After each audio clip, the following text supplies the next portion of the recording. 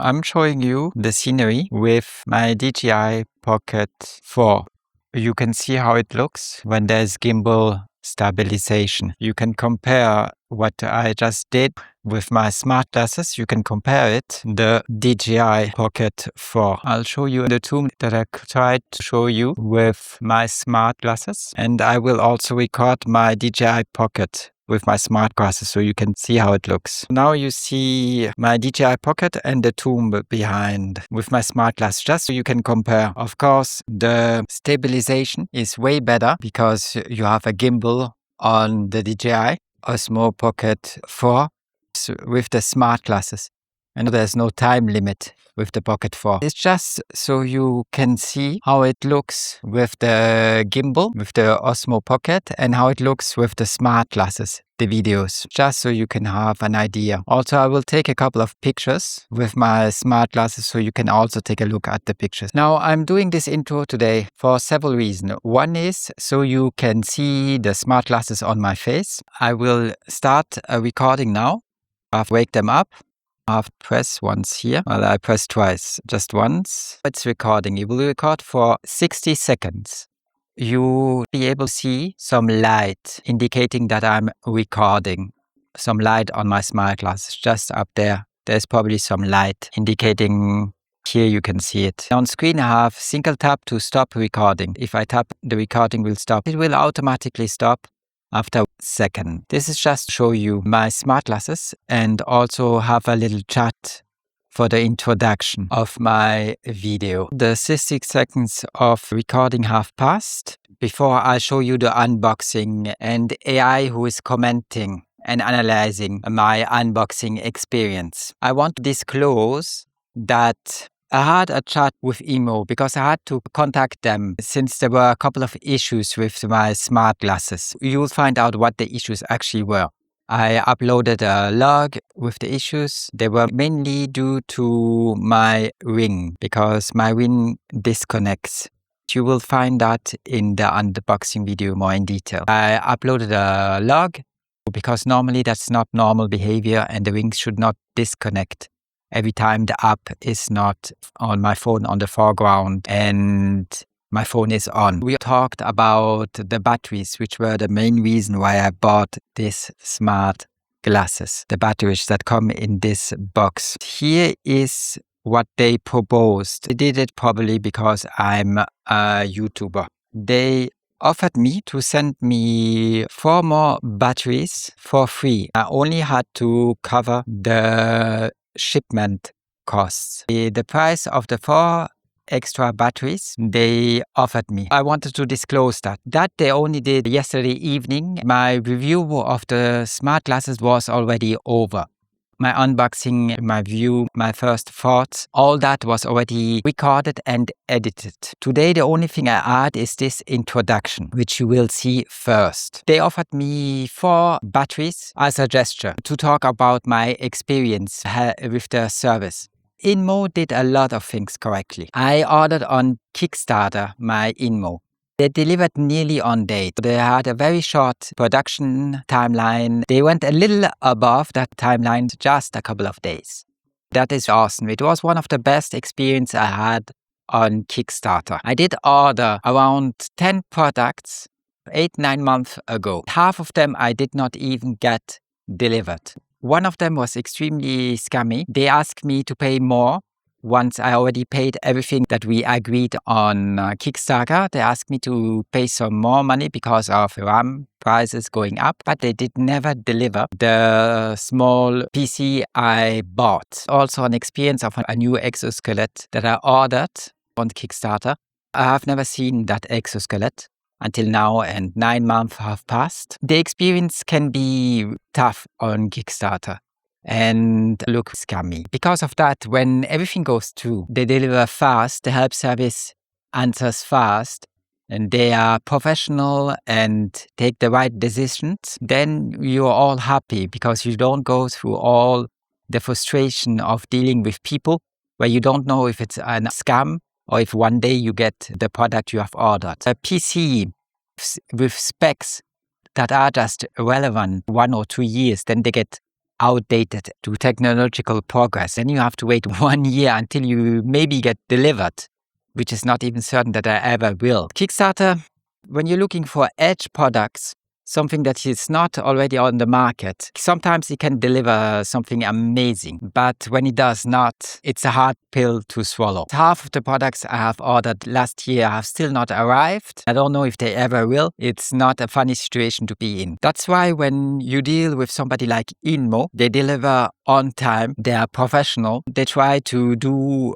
whatever they can, you're happy. It makes everything more easy. The review you will see will be 1, the introduction that I'm doing right now, 2, AI analyzing my unboxing, and 3, my unboxing experience. You will see all that. You can jump to the part that is most relevant or interesting for you. If you only want to see what's in the box and how my unboxing experience was, well then jump to the last part after AI talks.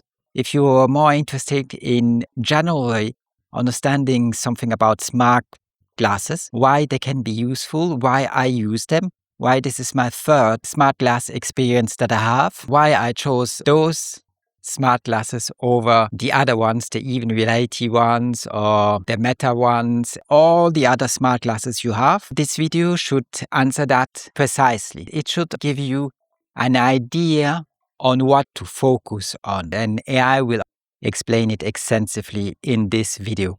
The main point and the main thing you should be focused when you buy any smart glasses is the batteries. The best would be, just with the INMO glasses that I'm wearing right now, that you can buy more batteries. Because the batteries are the weak point. They have life cycles. Once you're through, your glasses are totally obsolete. So that's the main point you should focus on. I received them 2 days ago. Yesterday I could try them while I was commuting. My experience was not too bad. Unfortunately now, if I want to use the ring, I have my phone in my hand and it must be on. I can dim the screen.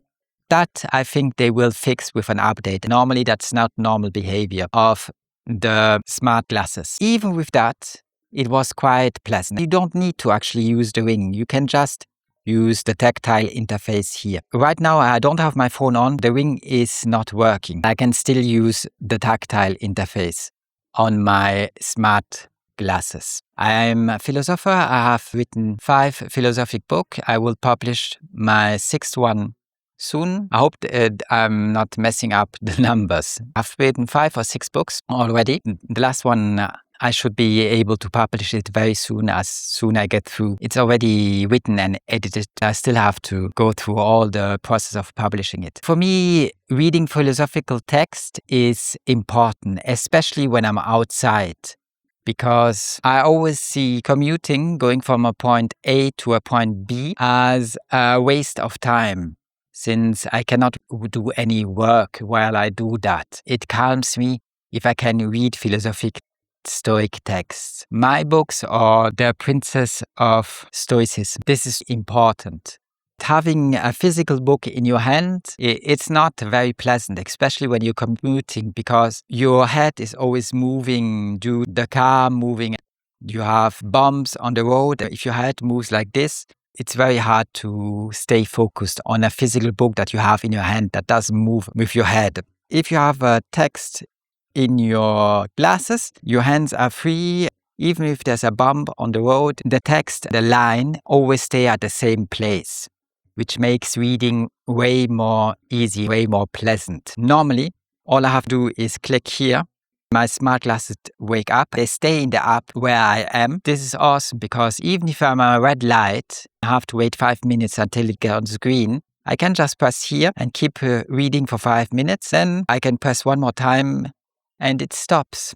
Whenever I want, I can just immerse myself in philosophic Stoic thoughts.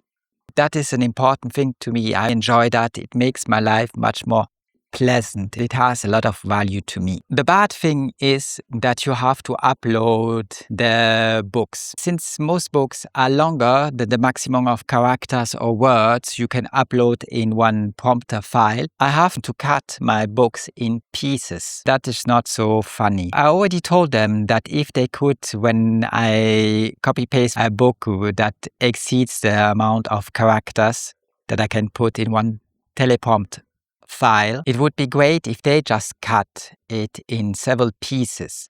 For now, nobody does that. I hope in the future either the maximum amount of words is close to infinite or so big at least that every book can be put into one of those teleprompt files. That would be great. If not, if they would automatically cut it in pieces and say part 1, part 2, part 3, part 4. I already told them that when I was communicating with them. They generously offered me those 4 extra batteries free of charge. I will only pay for the shipment costs. Everything else will be free of charge. That was the first issue, that I have to always not exceed the amount of characters, of words allowed. The second issue is that the app, while I was copy-pasting those different parts, the app is not responding. I had to press 50 times wait until I finally managed to copy-paste. There's a second way of doing it. You can create text files and then upload the text files. I haven't tried that way. I don't know if then the app won't go into that not responding phase. These classes are brand new. The app is one of the earliest versions. Not a lot of bugs have been fixed. All that can be updated in the future. I managed to upload all the books I wanted, which were 5 books. One of them had to be cut in pieces. The other one was small enough to go through in one go. If there weren't endless "the app is not responding" message, it would have been quite smooth. It's not a 100% solution and not a smooth, 100% pleasant solution. But to me, it is worth it. I'm happy that I have those smart glasses and that I can use them for reading. Right now, they are the best fit for me. Of course, what I'm telling you is time limited. In 6 months, there will be 5, 10 or 20 more smart glasses on the market. Meta will produce some new ones. They are in color. Last time the display was only on the right side. The next smart glasses will have displays on both sides probably. They are in color. Here we have monochrome. For me, I don't need color. Color will consume more electricity. If you cannot swap the batteries just as I can do with these glasses, the INMO glasses, it is a bad idea to start with. Still, of course, in the future, there will be a day where we'll update to color instead of monochrome. For now, my use case, which is reading when I'm outside, when I'm commuting from place A to place B, these glasses are the best fit. My experience was pleasant with them. They were very understanding and they tried to do the best for their image, their relationship with the customer. They offered me the 4 batteries. Understand that I only talked about being a YouTuber and producing a detailed review at the end of our conversation. They were just as friendly from the start on. They did me a little favor because I'm a YouTuber, but they were professional, polite, doing the entire process, even when they did not know that I was a YouTuber. They did me a little favor. That's a normal thing to do when you talk about a brand and endorse them. I endorsed them because I had to choose my next smart glasses. The other one I cannot use them anymore. They were the best fit for me right now. Even though my YouTube video will point out all the shortcomings of the glasses, all the stuff that could be improved and make them better, you still live on this earth in a certain period, in a certain year. And if you want a perfect product, that you will never get, because innovation is never ending.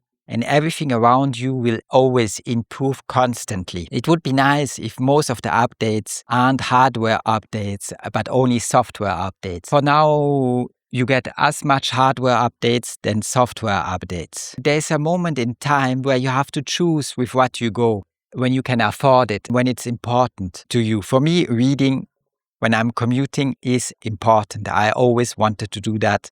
I always tried with books, every support possible. Tablets, phones, and smart glasses are the best fit for reading. I know that most people will use those smart glasses for AI or the videos or to take pictures. That's all fine. Everybody has his use cases, his reason why he buys a product. For me, it is reading. With my YouTube channel, I produce a lot. I don't do a niche YouTube channel. Because the main point why I have this YouTube channel, which is quick learn, is to learn stuff. It is my way of doing research, of analyzing, understanding new subject, and publishing that research. It takes a lot of time, a lot of work, but to me it is all worth it because it is my way of learning and constantly improving, discovering new things about life, about philosophy. Without that channel, there's a lot I would have never understood, practice, and integrate in my philosophy and my art of living. For me, it is all worth the effort, the work. If I compare myself to a normal person, they would never do it.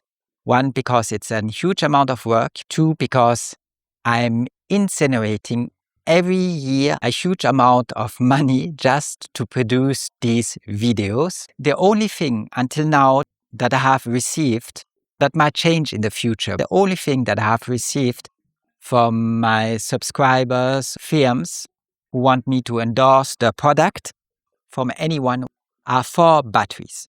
Every year I spend a lot of money to produce these videos, do the analysis and the research that I do. It doesn't come free. On everything I do, there's a price tag. There's always a subscription. There's always a price tag. If you add all that up, doing an entire year of all the different apps you have to use to produce something on YouTube, it adds up. It's a lot of money. If I would disclose the entire number, I don't even know it.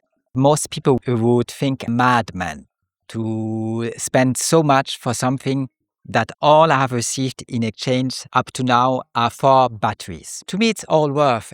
For most people, this is bad news. Since being a creator, a producer on YouTube, most of them never make any money.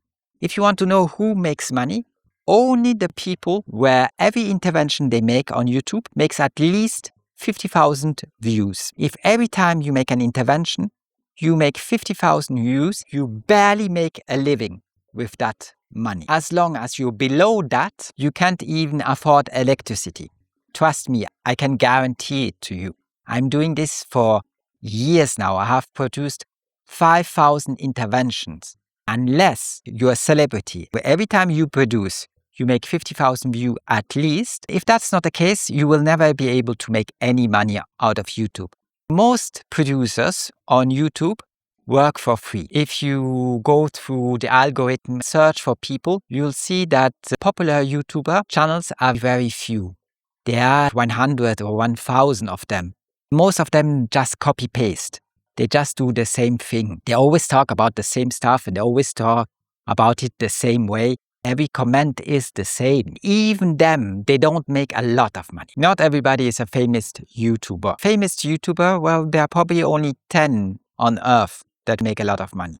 You have to be promoted very heavily through the algorithm, which can do that for anybody. Unless you're really heavily promoted through the algorithm, you never make any money. I don't think that's a bad thing, actually, because I would like to have people in front of me who give honest opinion, talk about stuff because they are genuinely interested in it. If there's no money involved, if people don't make any money, well, then your chance of them being honest, talking about stuff that really genuinely interests them is way better. I've talked about the main points regarding those smart glasses. I'm happy with them. I hope I can use them for a couple of years. I was pleasantly surprised to talk to INMO and have professional people on the other side who try to help their customer as much as possible. That I'm a YouTuber and that they did a little favor for me is just being polite. It's just normal image management. That's a normal thing. It didn't have any impact on my way of analyzing the product. They didn't ask for me to talk in a certain way or mention certain stuff. Everything is genuine. Everything I produce is honest. My thoughts without any limitation or barriers. I only try to avoid subjects that are unfortunately banned. When freedom of expression does not exist on a subject, well, then I won't just go into that subject. Because all that will happen is that I will get fined and end up in jail. It wouldn't do any good to me or humanity. There are so little people that are subscribed, little people that watch what I produce, that it wouldn't change anything. Even if I had millions of people going to prison, still wouldn't change anything. Because 99 99.99% of those 1 million people would never understand why I'm in prison or why I was talking about. They would not get it. Just spending time in jail for something totally stupid when you didn't harm anything, when you didn't harm anybody, when there's no victim, when your way of talking or analyzing the world is the most normal thing for any human being, but somebody made up a freedom-killing law, well, there's no point in going against that and ending up in prison when it won't change anything. All the stuff that is banned, people can easily understand it themselves nowadays. There are plenty of people who, one way or another, produce that content already. It's just up to you to take a look at it. There's no point for me in going into those subjects, waiting until they smash in my door just to make a point that nobody cares about. There's no point in that. You should not put yourself in harm's way just to say what is obvious. The last thing I have to do is take a couple of pictures. I will do that while I go back home, then upload it. And thank all of you who are interested in my research, who appreciate all the work, all the money I spend on it in order to improve my life, because it clearly improves my life. Maybe somebody somewhere finds something interesting in it. As a Stoic man, I believe that people cannot ignore you. When you do honest, real work, you contribute to humanity. People cannot ignore you forever. We believe that there will be a time where somebody understands you. It is your shadow that is always around you. It might take a long time for it to catch up. It might take a long time until that happens. It might only happen after you're already dead. I believe that humanity cannot ignore you ever. Only show hate and animosity for what you do, for all the work you have done, for all the sincere and dedicated work you produced for free without asking anything in exchange. I believe that humanity cannot ignore you forever. I also know that sometimes it takes more than a lifespan until somebody understands you. That's the case of a lot of great men on this earth. The greatest men, actually, that walked on this earth.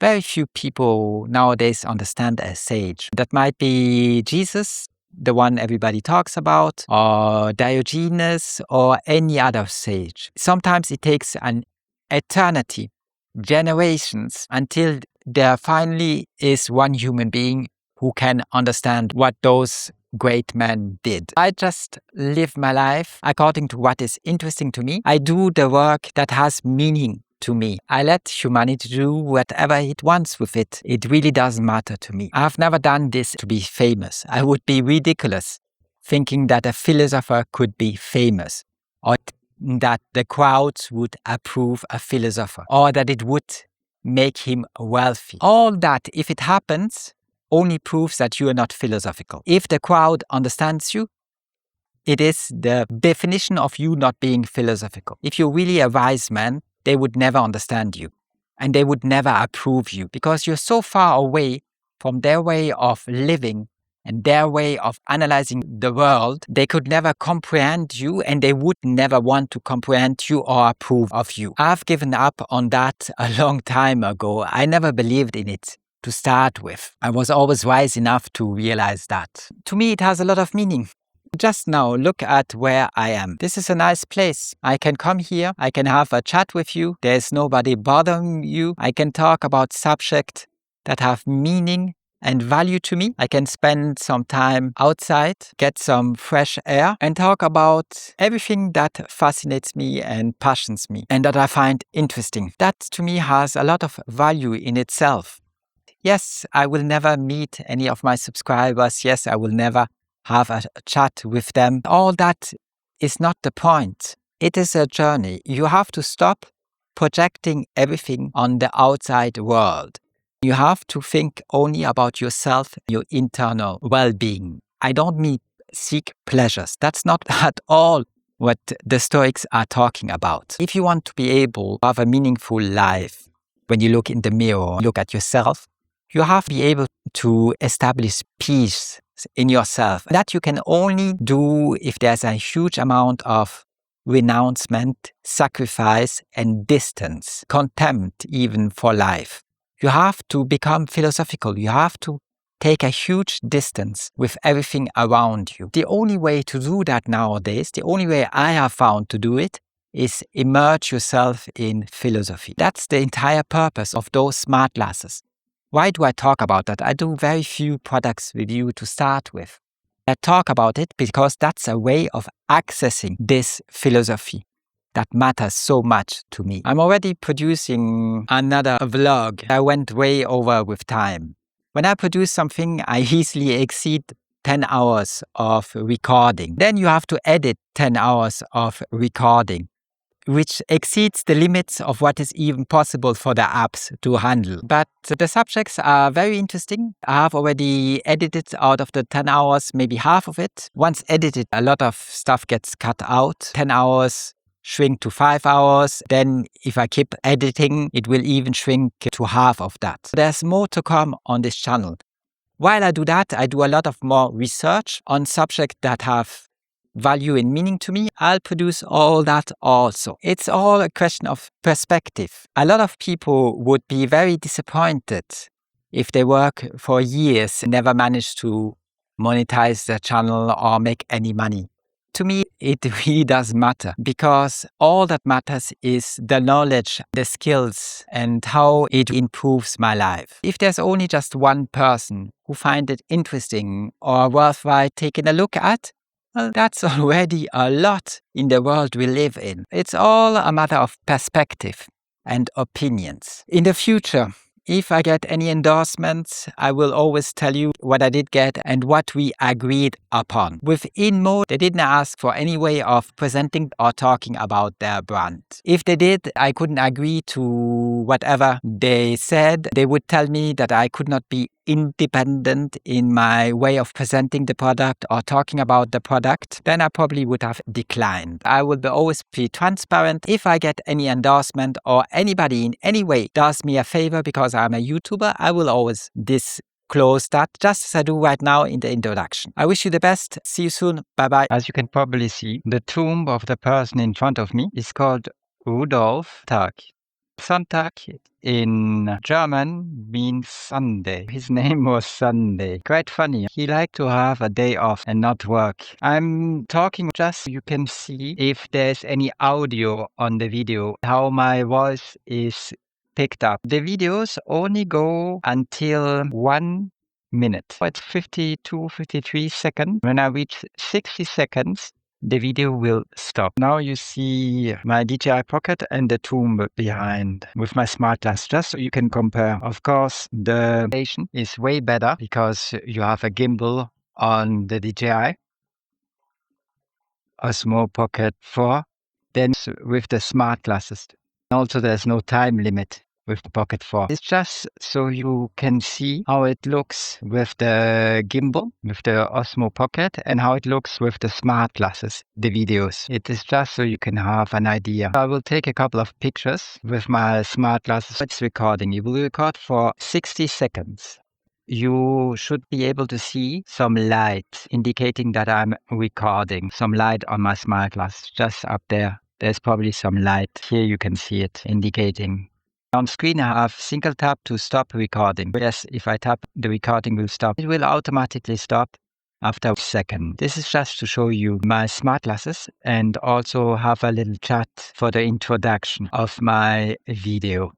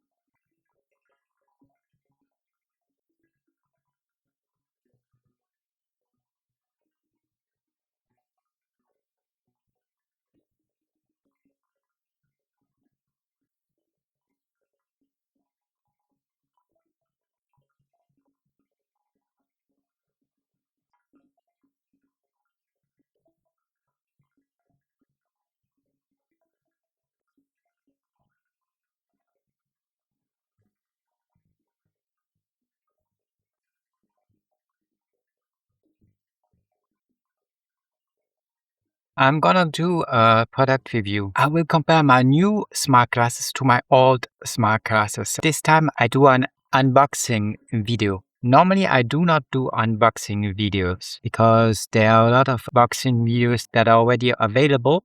I don't find it adds much. This time I'll do one. My old were the Even Reality G1. The battery life was horrible. When I received them, the battery life was not that bad. With time, it degraded really fast. It went down to 20 minutes, then 15 minutes. Right now, I can barely look at the time and date for 5 or 10 times before the battery is over. Battery life was horrible. The only thing I used them for was never AI, was never to take notes, never to translate. All that were gimmicks that were totally useless to me. However, one feature was important. That was Teleprompter, because I can put here my books while I'm at a train station or waiting for a bus. I can just read one of my Stoic books that I have written or any other book. That, yes, I liked. However, the limit of characters you can put in one of those teleprompts is limited. I could never upload my entire book. I had to make sections from it, like section 1, 3, 4, 5. That was annoying. Reading was the only reason why I used the classes, and time and date. That was the only feature that made sense for me. AI makes no sense as long as it is not the latest model, the paid model. As long as I cannot use an API key, as long as I cannot use the latest model of ChatGPT or any other model, as long as I cannot use an agent, it must be top-notch intelligence. I don't want anything that is, well, not too bad. I could ask a question. It must be very fluent. As long as it's not as good as the paid subscription that I have, the latest models, then I'm not interested in it to start with. Navigation was horrible. You could never find anything with it. Navigation was really bad. The only thing that made sense to me was the teleprompter, as I told you. It says 90%, it is charging. It never gets 100%. As soon as I take it out, it drops to 60, 70%. I will show you the glasses. Here are my Even Reality glasses. The battery started swelling. I had to glue it back together. Right now, it only lasts very short. The tactile input was really bad. Very hard to use. They have a sunshade. You could put a sunshade on top of them. That was quite nice. Right now, the only thing I can use is like 5 times look at time, then it's over. That's all I can do with them right now. I've bought new ones on Kickstarter. To read text when I'm in a train or else was to use those raw kit classes, which are not bad. However, the issue with the raw kit classes is mainly the app that I use to read the PDF file, because that app doesn't resume where I have left. I have to take a screenshot of where I left in the book. That's very annoying. It's very time consuming, but I've used that. And the huge advantage with this is that you get a real window. It is very bright. Even in maximum sunlight, you can read very well. That was great to do some reading when I'm traveling from place A to place B. Since my Even Reality glasses had that major battery issue, I will do the unboxing of the new ones. I haven't tested them. I'll open them. I'll tell you what it is. This here is probably my lenses correction. This is the box I have received. That's how it looks. A white box. Let's open it. With the Even Reality, this was the sunshade that I could put on top of them to transform them into sunglasses. This I really enjoyed. However, you cannot leave them in when you close the box. You have to take it off, put it in this separate couch. Now I can only look 5 times, maybe 10 maximum at time. That's all I can do. Then the battery is dead, which is really shameful. These are the new glasses. Let's open it and see how it looks. That is how it is presented. Here are the glasses. Here is a speaker. Having a ring is awesome because here you had to use that tactile interface. Good luck making it work. You had to try it 5 or 10 times to make it do anything. We get a ring. Let's take a look at the ring to start with. Let me open it. Take a look at it. A manual. Here we have a charger for the ring. Let's take a look at the charger. It's a proprietary charger. It's not USB-C. It's something that you can only use for that ring. That's all right. It is magnetic, apparently. Here we have the ring. In order to charge it, I will just have to make it hold magnetically like this. It fits my hand. I don't know if I did give them the size of my finger, but it perfectly fits.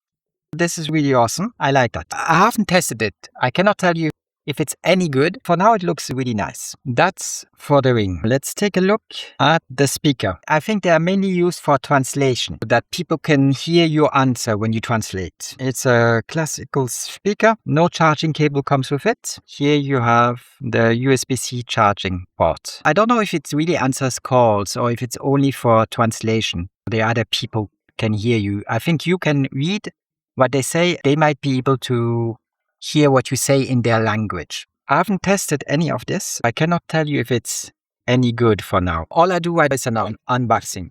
Probably later, once I have tested them a couple of days, I will come back to you at that passage. These are the main glasses. Let's pull them out. That's an empty box. Here we have the glasses. Again, a manual. You get this. I have no idea what it is for. Here are the glasses. Here are the batteries. The main reason why I bought them is because I can swap the battery. I can just pull it out, then I just can put the new battery in its place. I hope that will give me more time. I should be able to recharge a couple of times with this. There's plastic here that I have to remove. Let's do that now. It already starts blinking for charging. This is good. Here, no plastic, nothing to remove. You can see what the size it goes in because there are 2 and then 1. So I know that that's the correct size, not this one. It holds magnetically. The magnets aren't very strong. I hope it will not fall out. Magnets are very weak. This is how my glasses look. Apparently they have cameras where I can ask questions. Here I can remove stickers. These are my prescription lenses. I have no idea how to put them in. I have no idea how to open it and how to put them in. I would have liked that my prescription lenses directly come already installed.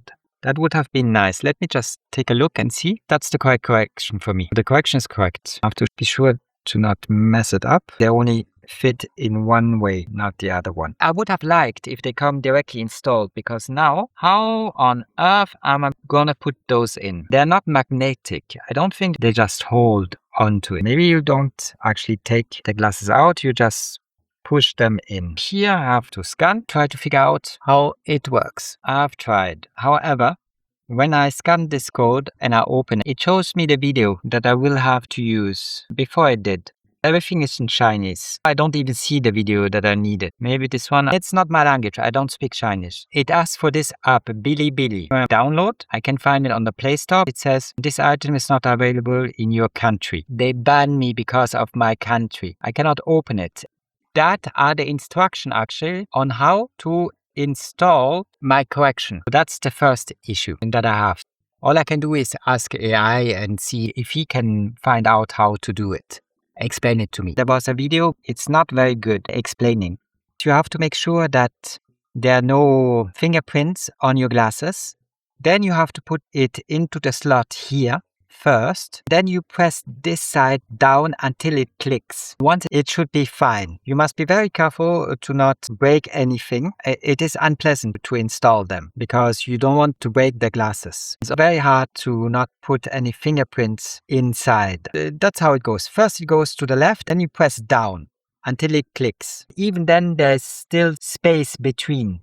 It never fits 100%. I guess it can be used. It's better than nothing. I just have to find out if nothing broke, if they still work. I will install the app, try to see how it goes. Right now I'm installing the app. The app is called INMO Global. I will try to pair them once I open the app. Let's open the app. Let's see if I can pair it. I agree. Connect. Of course, I have to go through an email. I will have to do that. I'll come back. I had to validate my email. They're asking me to allow this. He's searching for my glasses. Finally, success. I can see my glasses I can press connect. Is it possible to go to English? So I have to pair. I hear this on my glasses. They will give me 500 times. They will ask allow. Next. I don't see anything. I have no idea how to move. Well, probably I need my ring for that. The AI starts talking even though I don't want that. Anything enable. Enable permission. Again, allow. Man, it's amazing how many times you can ask me allow.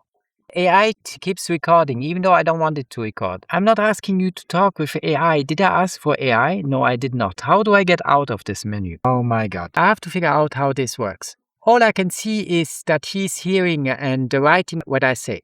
I didn't ask for this.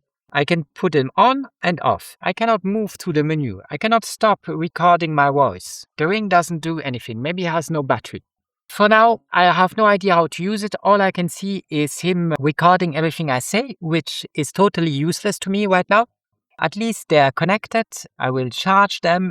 Then I will figure out how to use them. The most frustrating thing was to install this, but at least I didn't break it. It's very hard to not put any fingerprints on it. Now that I have figured that out, I will charge everything, my ring, my glasses, then I will come back to you with my opinions about them. Here's what I hope. Probably the battery at the beginning will work quite nice. I only have one spare battery and here one more. I don't know if I can order any more batteries. Probably not. I didn't see any options.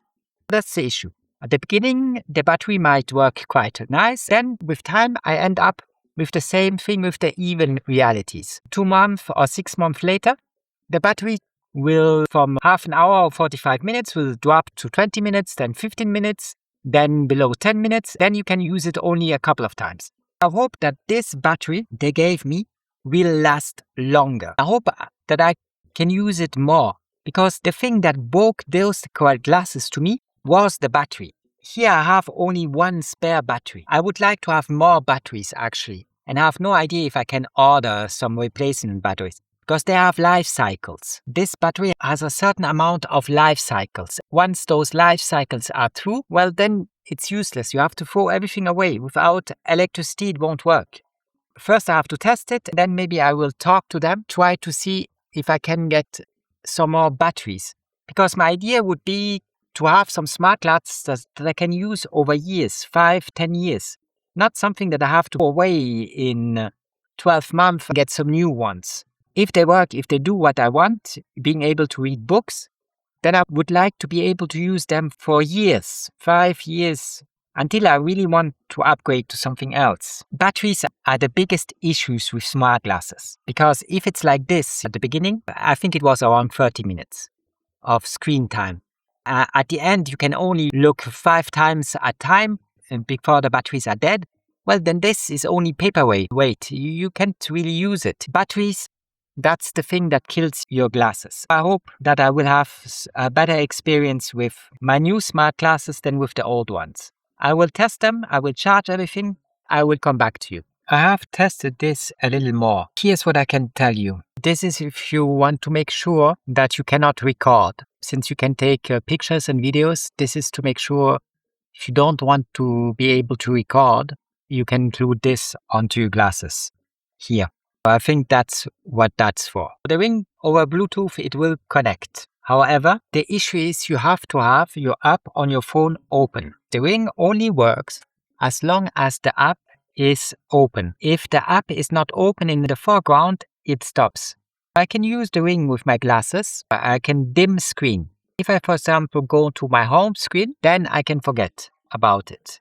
Then my ring stops immediately working. As the app is again in the foreground, my phone screen is on, then the ring works again. If I go in sleep mode, well, it stops working. I did write an email to them explaining the issue. I hope they can fix it with an update, firmware update. For now, the ring will only work when the screen is on and the app is in the foreground. If not, the ring stops immediately working. You can take pictures, which is not too bad. You can take videos, which is not too bad with the ring. You can record your voice. With AI, you will be able to select what model you want. There are 2 available. One is ChatGPT, another one. I don't know how to do it right now. you can select your AI model. Subtitles for movie, I didn't have any success with them. However, real-time translation is not bad. Dialogue translation, I will see what the guy says on my screen. He can hear it with that Bluetooth transmitter. The translation is not the best quality of translation. It's good enough to get your ideas across.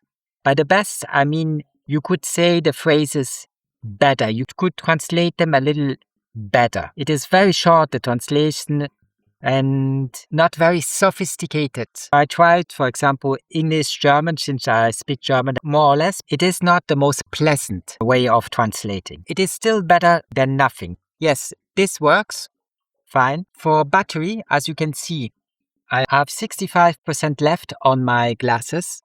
That was all my tests I did. All my tests did cost me around 40%. For now, the batteries are not too bad. Now, I don't know how long they will keep at that level. Teleprompter is also okay. It's not too bad. I haven't uploaded any files for now, but I will do that in the future. For now, they are better than what I had before. I think the translation is not too bad. As long as you want to carry this around, you actually don't need it. You can just use your phone. Videos, well, you have always on you. You don't want to pick your phone out. You want just a small memory. Just take a picture or record a 15-second clip. For that, quality is not the most important. For that, it's all right. I don't like that there's no case to put them in. That's a little sad. You should keep them on your face. Overall, I'm quite happy with it. I think it's not the worst. The AI itself, ChatGPT Nano version that I use right now, that's all right for fast questions. It's not bad. I'm not logged into my account. It's the free version of ChatGPT. It is better than that. That's for sure. It's better than that because here I can only look at time. I always have to wake the glasses up. Waking them up is this button here. You have to wake them up. You cannot just raise your head and the screen will show. The screen will give me the apps I have, for example, camera. It won't show me date and time. It shows the time a little. It's not nice to look at. I don't always want to see the apps every time I look at my screen. Sometimes I just want the weather and the date and time. That's all I'm interested in. Here, every time I raise my head like this, I would see date, time, and weather. That was nice. Unfortunately, those you have to wake them up manually by pressing here. For now, I cannot do it with my wing. Maybe in the future it might be possible, but for now I cannot do it with my wing. So I always have to touch this. And then I see all the apps and the time. Why I bought it was the batteries. The rest is okay, you can do with it. I haven't tested how big the document is. That I haven't tested. How much I have to cut my books in order to be able to read them. That I do not know for now. Overall, they are not bad glasses. There's a lot I like about them. If they can mainly fix this, I can use it even when the screen is off of my phone, then it would be way better. If I can only use it as long as the screen is on, I don't like that. I could manage. I really don't like it because it means the phone always has to be on. If not, I cannot use my ring. The app always has to be in the foreground. I'm quite happy with them for now. I've only tested it for 1 hour. I tried everything possible to make it run, to stay in the foreground. I granted all the permissions. I even went with ADB, checked that everything is working correctly. Every permission is granted correctly with my Windows 11. Everything seems to be working as it should from permissions perspective. Unfortunately, the ring can only be used as long as it's like this. I can dim the screen as long as that is in the foreground. If I go to my home screen, you can forget about it. The ring stops working immediately. This to me is annoying. Maybe they can fix it with an update. Overall, I'm quite happy. There's not much I can add. For me, it is just to read documents. That's the only thing I'm really interested in. I don't mind that if a person talks a different language, it will translate. That's fine. To me, the only thing that really matters is reading documents. That's the only thing that matters. I haven't tested that extensively. I cannot tell you. What I can tell you is that with the document they have uploaded, yes, it works. If I swipe to the right or to the left here, that's the swiping button. This is just a shortcut button. If I swipe to the right or to the left, this probably to detect my finger movement, it does nothing. If I swipe to the right or the left, This is the button for swiping. If I click one, it is selecting. Click twice, it is going out. It works as long as the app is in the foreground. It's not too bad. This is just a shortcut button. You can select whatever app you want. If they would change a couple of things, if they would make the ring work, even if the phone is not on, the app is not in the foreground, then it would be way better. It would be nice if I could wake my glasses up by just pressing this button, for example. Instead of having to press this button, then it would be way better. I have to test it. I have to use it daily, see how happy I am with it. Overall, there's a lot I like about it. That's all I can say for now. I'll come back to you in the future if I have more comments on it, if they reply to my email, if they can fix the issue with the ring. Once you figure out how to make it work, I'm not totally disappointed with those glasses. I wasn't disappointed with them, except with the batteries was the killer feature for me. I get on top of that cameras. For me, it's not the reason why I bought them. That's not so interesting, taking pictures and videos. It's all right if you want to do that. For me, just to be able to read. There's a lot of time where I cannot work on a PC. I'm just going from a place A to a place B. Then it's very nice if I can read. If I can upload a document and just read that with the teleprompter feature. If I do a video, if I want to talk about some subject, I can use some bullet points and to remind myself in one of my vlogs what I wanted to talk about. That's all great. That's important. That's why I bought them. Thank you for watching. I'll come back to you if I have some news and if I get a reply, if finally I can manage to make that ring work, even when my screen is in standby mode or app is not in the foreground. I will wait for the reply from the help service. Maybe they can fix it in the future. I like that more than the Meta smart glasses for now. Of course, in the future, there will be two screens instead of one screen in the future. The Meta glasses are color, not just monochrome. For me, it's just reading. Reading, I don't need colors for reading. I'm happy with that. I'm more happy with that than the Meta smart glasses. I hope the battery lasts longer. I hope I can use them for a couple of years. I think once I upload documents, teleprompt reading documents will be fine. Thank you for watching. See you soon. Bye-bye. There's one final thing I want to tell you. In the setting inside of the glasses, you have to manually go here, then select your brightness. When you are outside, when it's dark, you will have to lower it. You will have to do that manually all the time. There's no auto-selecting feature. It's not a deal breaker. It's a little sad because I would have liked that to be auto-managed. Here, the brightness adjustment was perfect. I never had to think about it. When I was outside, it increased the brightness. Yes, when there's really a lot of sun, then it was good to use the shades. It was not a bad product, except the battery. The battery started swelling. The battery is a deal breaker here. If not, this wasn't a bad product. It did a lot of things correct. Here it's a different concept. It's more an app-based smart glasses. They're more app-based. The only thing I'm interested in is reading text. I will do that 90% of the time. All the rest doesn't matter too much. I don't like that I will have to do my brightness adjustment frequently. It's not a deal breaker. That's not the worst. Thank you for watching. See you soon. Bye-bye. All right, let's just dive right into this. Welcome to today's Explainer, where we're going to do a much-needed reality check on the current state of smart glasses. We are looking super closely at a highly detailed user review of a brand new pair of smart glasses, fresh off a Kickstarter campaign. Now, you know how tech marketing is, right? It loves to sell us on this frictionless, futuristic utopia. But today, we are stripping all of that away. We're going to uncover what it's actually like to live with these devices, day in and day out.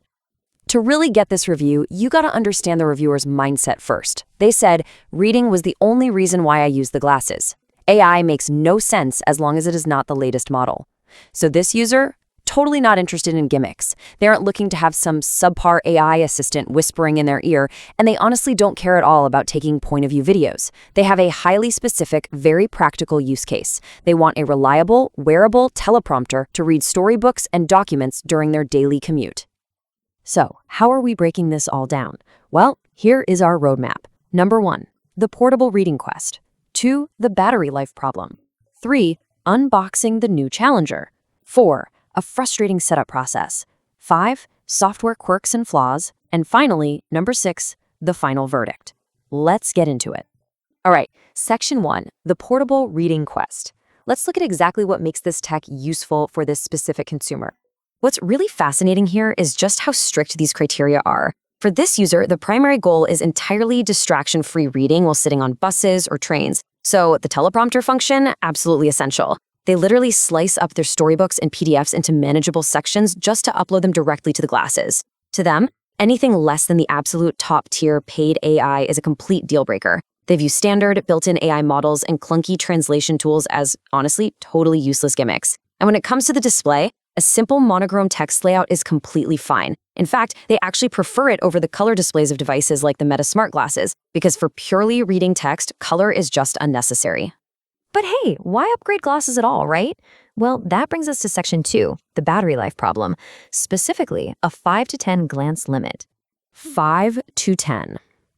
I really want you to just let that number sink in for a second. This is the maximum amount of times this user could glance at the time before their previous device, the Even Reality G1, completely died.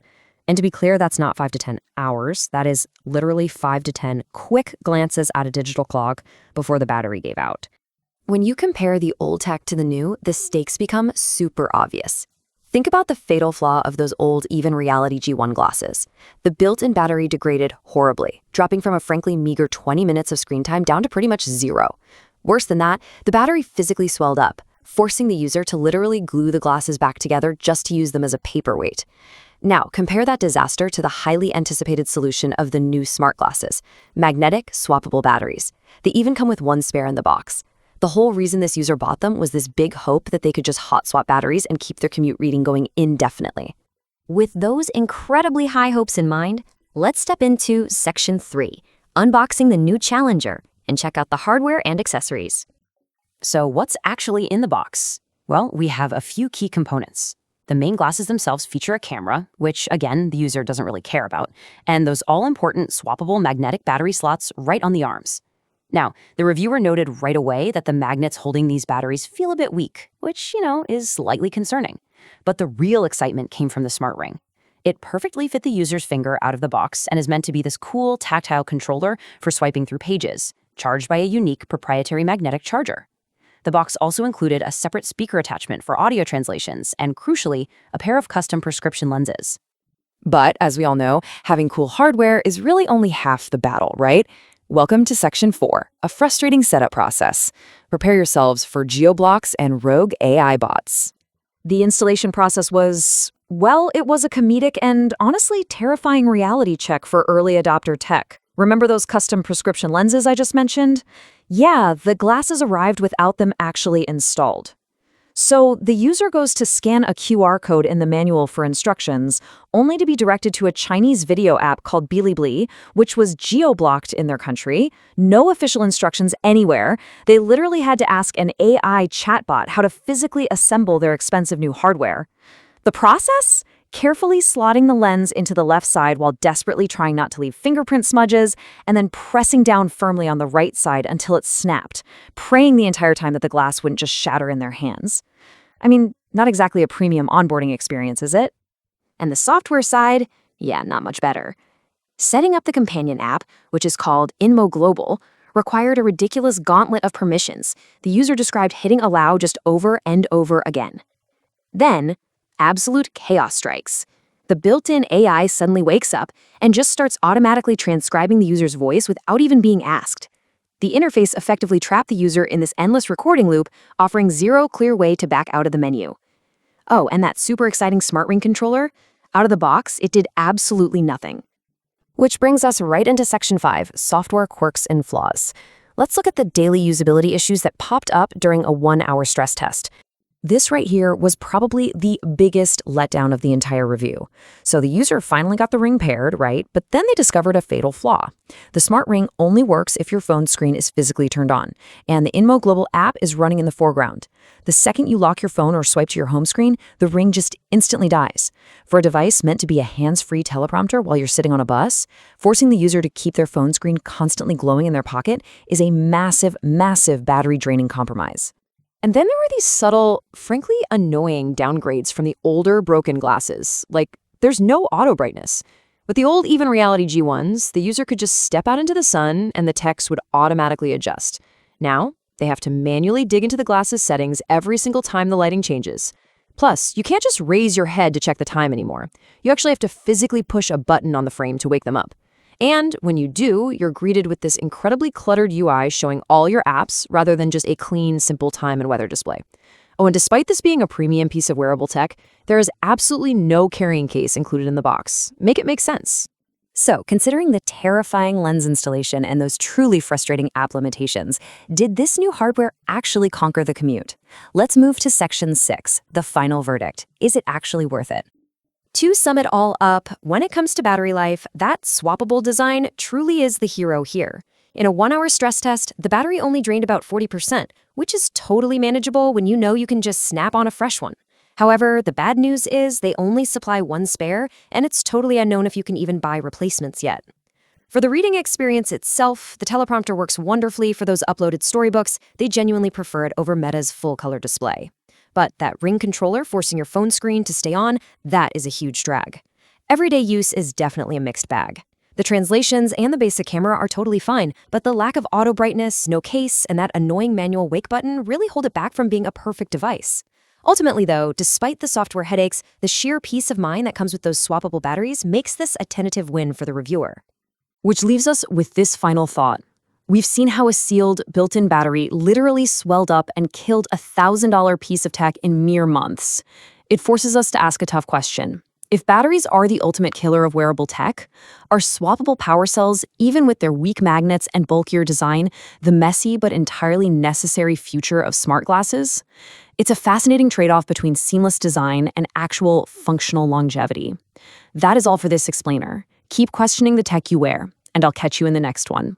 Smart glasses promise a sci-fi future of AI assistance and real-time translation, but wearing them every day tells a brutally different story. Here are the 4 honest realities of living with modern smart glasses. First up, the killer app isn't AI or taking photos, it's the built-in teleprompter. It overlays text onto the real world, making hands-free reading during your commute the best reason to wear them.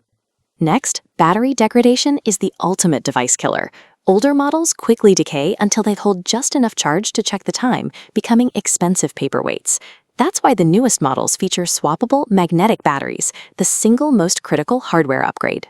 Third, external accessories are crippled by clunky software. This tactile smart ring is meant for easy menu navigation, but it has a fatal flaw. It becomes completely useless the moment your paired phone goes to sleep or leaves the app. Finally, the setup experience is notoriously terrifying. You have to blindly force fragile prescription lenses into the frames, hoping you don't snap the plastic. And if you need help, you'll often find the official instructional apps are completely region-locked. Smart glasses have finally nailed the basic hardware ideas, but aggressive battery decay and unpolished software still hold them back from being seamless everyday wearables. Why do smart glasses burn through life cycles in just months, dying faster than your phone? The fatal flaw isn't the AI, it's their ultra-compact size, forcing the battery to its limit. Take a brand new pair. Out of the box, you might get 30 minutes of active screen time. To use them all day, you must drain and recharge that tiny battery constantly. That complete drain and recharge is called a life cycle, and every battery has a strict finite limit. Holding only 30 minutes of power means you burn through multiple cycles every single day, hitting the battery's structural limit incredibly fast. Most people think an aging battery just means you plug it in more often. But the drop-off isn't a slow, gentle fade. Once those cycles are exhausted, the total capacity plummets aggressively. 30 minutes drops to 15, and finally to just enough power for 5 quick glances. Then comes the final physical consequence of this exhausted chemistry. The battery actually begins to swell, splitting the frames apart. Without swappable batteries, your expensive tech becomes an unwearable paperweight. So that tiny 30-minute battery you thought you were getting right out of the box, it doesn't just slowly lose its charge. It rapidly burns out, swells up, and kills the glasses entirely. This is the brief on a real-world smart glasses product review. We're unpacking a hands-on comparison between failing old smart glasses and a brand new model, showing why face-mounted tech still struggles with basic battery life and bizarre bugs. First, let's talk about user goals versus tech gimmicks. You know, this reviewer didn't care about AI. They just wanted a reliable reading teleprompter. But their old glasses, the Even Reality G1, suffered insane battery degradation, dropping from 30 minutes of juice down to 5 before literally swelling up and dying. It's like strapping a jet engine to a bicycle. If the battery dies in 5 minutes, fancy AI is totally useless. Second, to solve that hardware lifespan issue, the user upgraded to the new INMO GO specifically for its swappable batteries, avoiding an expensive paperweight. But wow, setup was a nightmare. You gotta forcefully snap in fragile prescription lenses without leaving fingerprints, only to find the instructions hidden behind a region-blocked Chinese app. Seriously, what good is modular hardware if you're hacking geoblocks just to read the manual? Finally, moving to daily use reveals a massive software flaw. The glasses include a magnetic smart ring for navigation. But here's the catch. It only connects if your smartphone screen stays perfectly awake with the INMO Global app running in the foreground. What's the point of a hands-free ring if you're babysitting an unlocked phone in your pocket? Ultimately, while swappable batteries finally solved the hardware lifespan issue, clunky ops and tethered software still hold the technology back. Until these companies realize that seamless software is just as important as the hardware itself, you're going to be stuck keeping that smartphone screen wide awake. Welcome to the debate. Imagine spending hundreds of dollars on a cutting-edge augmented reality device, only to find yourself physically gluing the frame back together less than a year later. Yeah, literally gluing it, because the battery inside is swelling up like a balloon. Exactly. Or on the flip side, imagine having to open a developer command line on your PC and navigate some app store that's banned in your country just so your smart glasses can talk to a Bluetooth ring. It is incredibly messy. It really is. Today we are digging into the frankly chaotic reality of early-stage augmented reality wearables. We're grounding this in a comparative analysis of two specific devices, the older Even Reality G1 glasses and a newer modular pair that uses the INMO Global app. Right. And looking at these two devices brings a very fundamental tension into focus for this market. It does. We need to figure out, when evaluating the viability of early-stage AR wearables, what actually represents the primary barrier to adoption. Is it fundamental hardware constraints, specifically battery degradation and power delivery? Or is it disjointed software and user interface integration? That is the big question. So I will be arguing that seamless software and UI integration is the critical path to utility, because without it, the hardware is fundamentally useless. And I will argue that physical hardware limitations, namely power supply and modularity, are the existential threats to this technology because a dead battery is permanent. All right, so from my perspective, smart glasses are, at their core, an extension of user experience. If the software integration is hostile, it renders the device unusable, regardless of how long the hardware might theoretically last. We see this vividly with the new modular glasses in the source material. I mean, to even use the tactile control ring, the user is forced to keep their phone screen on. Right. And the companion app has to just run in the foreground all the time. Furthermore, the new software environment forces this unwanted AI voice recording on the user, and it just strips away basic quality of life features like auto brightness.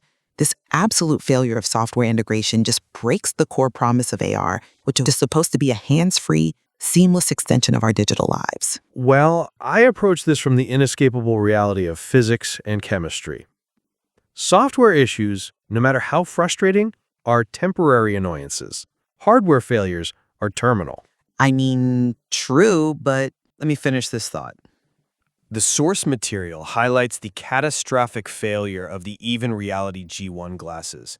That device literally became a paperweight because the internal, non-replaceable battery degraded so severely. Yeah, it was bad. The user went from having a functional device to something that could only be used to check the time, maybe a few times before dying completely? A device with perfect software that suffers from a swelling, glued-together battery is not a flawed product. It is a broken product. This makes hardware modularity, specifically swappable batteries, the absolute prerequisite for the technology's success. Look, I think we really have to break down what fundamentally kills a device for a user. You're pointing to the literal death of the battery, which, okay, is fair. But I look at the death of the user's willingness to engage with the system at all. I come at it from a different way. We have to look at the mechanical and physical life cycle of tiny lithium-ion batteries. Okay, let's talk about that. The source material is remarkably clear about the degradation curve of those even reality glasses. When they were new, the battery life was acceptable, around 30 minutes of continuous screen time. Which is already pretty short. It is, but the degradation was rapid and relentless. It dropped to 20 minutes, then 15, and finally to under 10. And we have to look at the mechanism behind why that happens. You have a tiny battery, maybe 150 milliamp hours, crammed into a thin plastic arm. Right. The heat of a human face. Under that constant thermal load, the chemical components of a lithium-ion cell degrade incredibly fast. Because smart glasses depend entirely on electricity to function, having a non-replaceable battery in that environment limits the product's lifespan to roughly 12 months. After that, you're just wearing inert glass. Which is exactly why the new glasses introduced the swappable battery system. Exactly. You pull one out, put a new one in, and it attaches magnetically. Now, the source notes the magnets might be a bit weak, but there is a structural reason for that. To avoid interference, right? Risk severe electromagnetic interference with the display driver board and the Bluetooth antennas packed right next to them, so they compromise on magnet strength to maintain signal integrity. But that physical innovation, a swappable power source, is vital. It theoretically extends the lifespan of the device from 1 year to 5 or 10 years, specifically for that core use case of reading documents on a teleprompter. I'm not convinced by that line of reasoning because you are entirely discounting the moment-to-moment reality of interacting with that device. Let me offer a comparison. Go for it. It is like owning a car with an engine guaranteed to last 1,000,000 miles, but the steering column is completely severed the moment your smartphone screen turns off. Wow, that is quite the visual. But it perfectly maps to the underlying architecture of this hardware. The user explicitly notes that the tactile ring controller, which you know is essential for navigating the glasses without aggressively tapping the side of your head in public, it only functions over Bluetooth if the INMO Global app is open in the foreground and the phone screen is actively on. It's definitely clunky. Why does that happen? It happens because iOS and Android operating systems are designed to aggressively throttle and kill background polling to save the smartphone's battery. The phone's OS fundamentally treats the AR glasses as a rogue power drain. So the moment the phone goes to sleep, the OS cuts the Bluetooth connection and the ring just immediately stops working. This software dependency entirely negates the fundamental purpose of AR glasses. It is certainly a massive point of friction. I won't deny that. Is an architectural failure. The whole point is to keep your phone in your pocket. If I have to walk down the street holding my phone with the screen glowing, just so my smart ring can talk to my smart glasses, the ecosystem has failed. We aren't talking about independent AR devices here. We are talking about fragile external monitors fighting a losing battle against a smartphone's memory management system. A 10-year battery life is totally irrelevant if the daily friction is so high that the user simply gives up. Look, you are focusing on the friction of the interface, which is valid, but I am focusing on the baseline requirement for existence. Okay. The even reality glasses failed that baseline. The battery didn't just quietly lose capacity, it started swelling. The user had to literally glue the frame back together because the expanding lithium-ion pouch was pushing the plastic apart. That is a massive structural failure. It sounds terrifying, honestly. It is. With the new modular glasses, the user has a spare battery. The device functions as a multi-year tool. If the ring disconnects because of background OS throttling, yes, that is a severe software limitation. But the teleprompter still lights up, the text still scrolls, the device still performs its primary function. But how it performs that function is exactly what we need to look at next. Because the way the OS manages power doesn't just kill the ring, it exposes a massive regression in how these devices handle intelligent automation versus raw functionality. How so? Well, think about the older even reality hardware. It had a perfect auto brightness feature. It used an ambient light sensor that dynamically adjusted the display. The user notes they'd never had to think about it. Moving into maximum sunlight, the glasses just adapted. It removed the cognitive load completely. Sure. The new, supposedly superior hardware strips this away completely. You have to manually adjust the brightness through a menu every single time the environmental light changes. And it gets worse. Because the software is so poorly integrated, it forces an unwanted AI interface that immediately starts recording the user's voice without permission. The AI interface in this iteration is certainly aggressive. It is deeply invasive. The user gets trapped in this clunky software environment, unable to navigate away from the AI prompt, bombarded with permission requests while the device listens and transcribes without their consent. The user explicitly states they didn't ask for AI, they don't want it, and yet they are trapped in a menu they cannot exit because, again, the Ring isn't functioning properly. This is not just digital friction. It is a hostile software environment that prevents the user from accessing that raw functionality you are championing. That's a compelling argument. But have you considered what the early adopter actually prioritizes in practice? I mean, clearly not usability.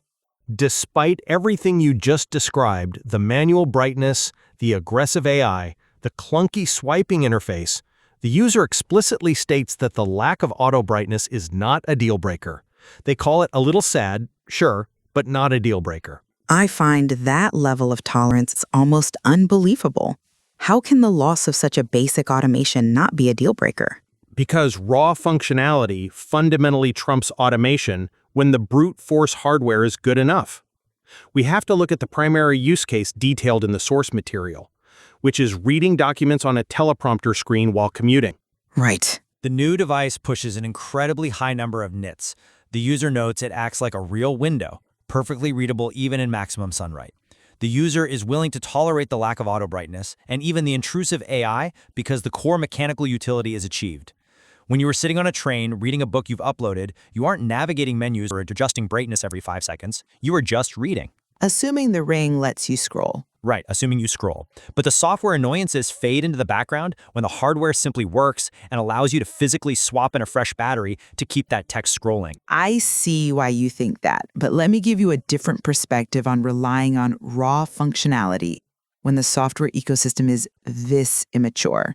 You are operating under the assumption that software is just an overlay, something that can be ignored or eventually patched. But look at what it actually takes to achieve this raw functionality out of the box. The software reality isn't just buggy, it is a systemic ecosystem failure. Ecosystem failure is a very strong term for early-stage firmware. I don't think it's strong enough. To even verify why the Ring wasn't working, the user had to dive into ADB, Android Debug Bridge. Oh, I remember that part. They had to literally open a developer command line on a Windows PC just to stop their phone's operating system from suffocating the Bluetooth connection. Then, to figure out how to install their prescription lenses, they scanned a QR code that sends them to a Chinese tutorial video on an app called Bilibili, which they cannot even download because it is banned in their country's Play Store. Look, that is a symptom of geopolitical app fragmentation, not necessarily a failure of the glasses themselves. Wait, they actually had to use an external AI just to translate the instructions to put the physical lenses in. That is absurd. It highlights that AR hardware is currently being severely bottlenecked by geopolitical app ecosystem walls. They are writing emails to developers across the globe, praying for a firmware update to fix the Ring's dependency on the phone screen. Yeah, that's the bleeding edge for you. But betting on firmware updates from a developer separated by those geopolitical walls to resolve fundamental usability roadblocks is a massive, unrewarded risk. Hardware might be permanent, but software abandonment is just as permanent. If those developers never push an update, that Ring will always require an active phone screen. And yet, despite the Bilibili app ban, despite having to use a command line for Bluetooth debugging, what is the ultimate result? The physical hardware is operational. Barely. Yes, the user had to navigate a terrifying physical process to snap in those prescription lenses. The source notes the anxiety of pushing the delicate optical glass down into a rigid plastic frame, terrified of cracking the waveguide display or the frame itself, trying desperately not to leave fingerprints on the inside glass. It is physically incredibly stressful, but once it clicks in, it is done. The physical limitation is permanently solved. But it doesn't even fit perfectly. The user explicitly notes there is still physical space between the lens and the frame. True, it doesn't fit 100% flush, but it works. The optical correction is accurate, and more importantly, they have a spare battery sitting in their bag. Software bugs, localization failures, background app restrictions, these are abstract barriers that can theoretically be patched over the air.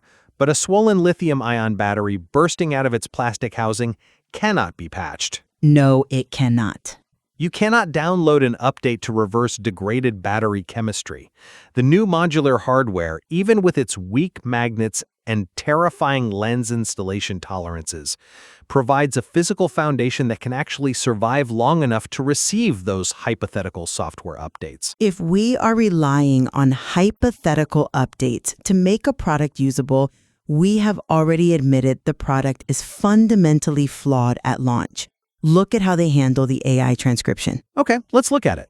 The fact that the user is relying on the free version of ChatGPT for rapid questions, which they know is, all right, but not top-tier intelligence, shows how disjointed the experience is. They expressly state that AI makes no sense on these devices unless it is a top-tier paid model. Yet they are forced to interact with this lower-tier, recording-happy system just to get to their teleprompter. It's an annoyance, I'll give you that. The cognitive load of dealing with an unwanted AI transcription service popping up while you're just trying to commute is staggering. But they do get to the teleprompter. And they can use it for hours because of the swappable batteries. Contrast that again with the older even reality glasses. The user liked the interface.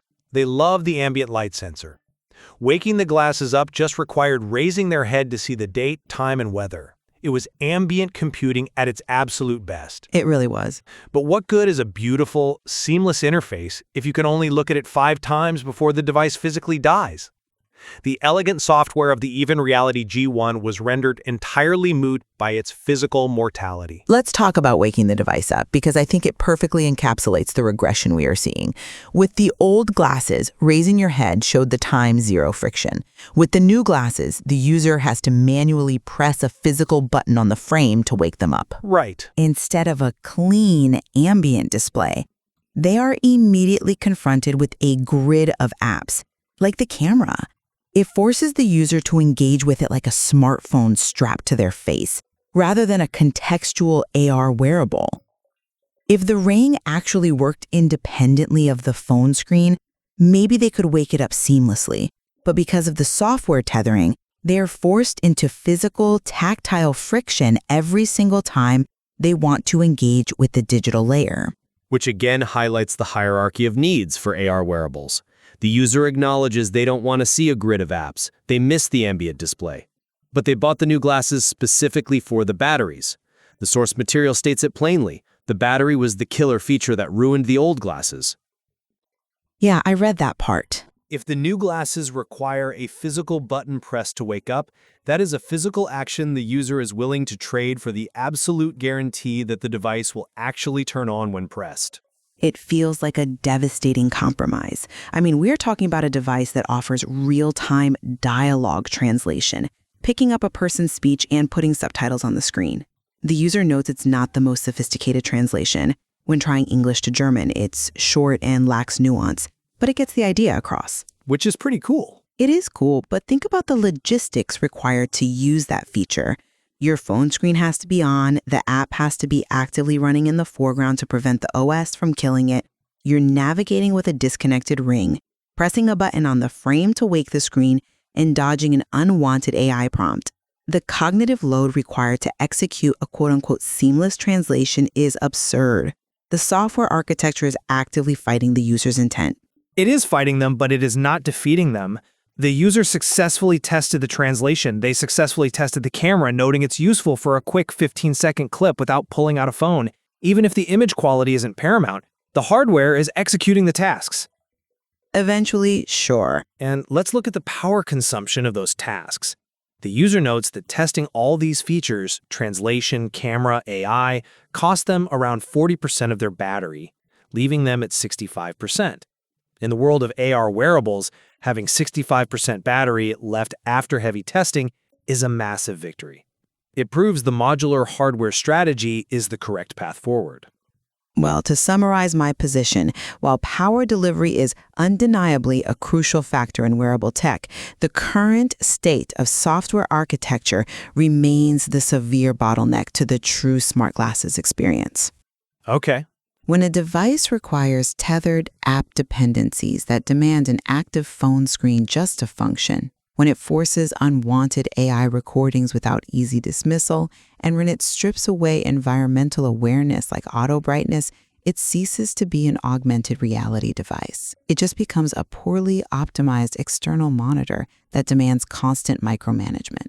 And to summarize my perspective, until battery chemistry fundamentally changes, modular hardware solutions like swappable batteries are the absolute prerequisite for smart glasses to be considered viable. Right. The most elegant software in the world cannot overcome the physics of a degrading, swelling lithium-ion cell under thermal stress.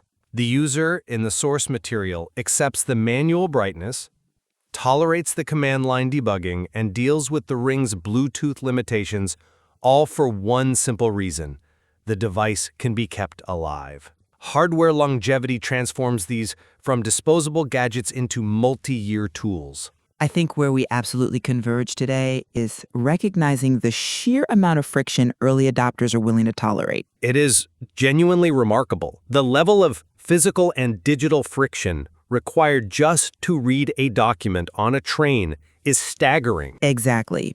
Looking at early tech adoption through both the lens of physical hardware constraints and the deeply fragmented software ecosystem reveals just how much compromise is baked into the bleeding edge. The source material isn't just a review of 2 pairs of glasses, it is a fascinating case study in what users will endure to achieve basic functionality. There is clearly so much more to explore in how these localized, app-dependent ecosystems will evolve to support modular hardware in the future. Assuming the hardware survives long enough to see that future, of course. Indeed. Which brings us right back to our central question. When we look at this early stage of augmented reality, we have to ask ourselves what we value more. Are we willing to accept a beautifully designed digital interface trapped in a failing, dying physical battery?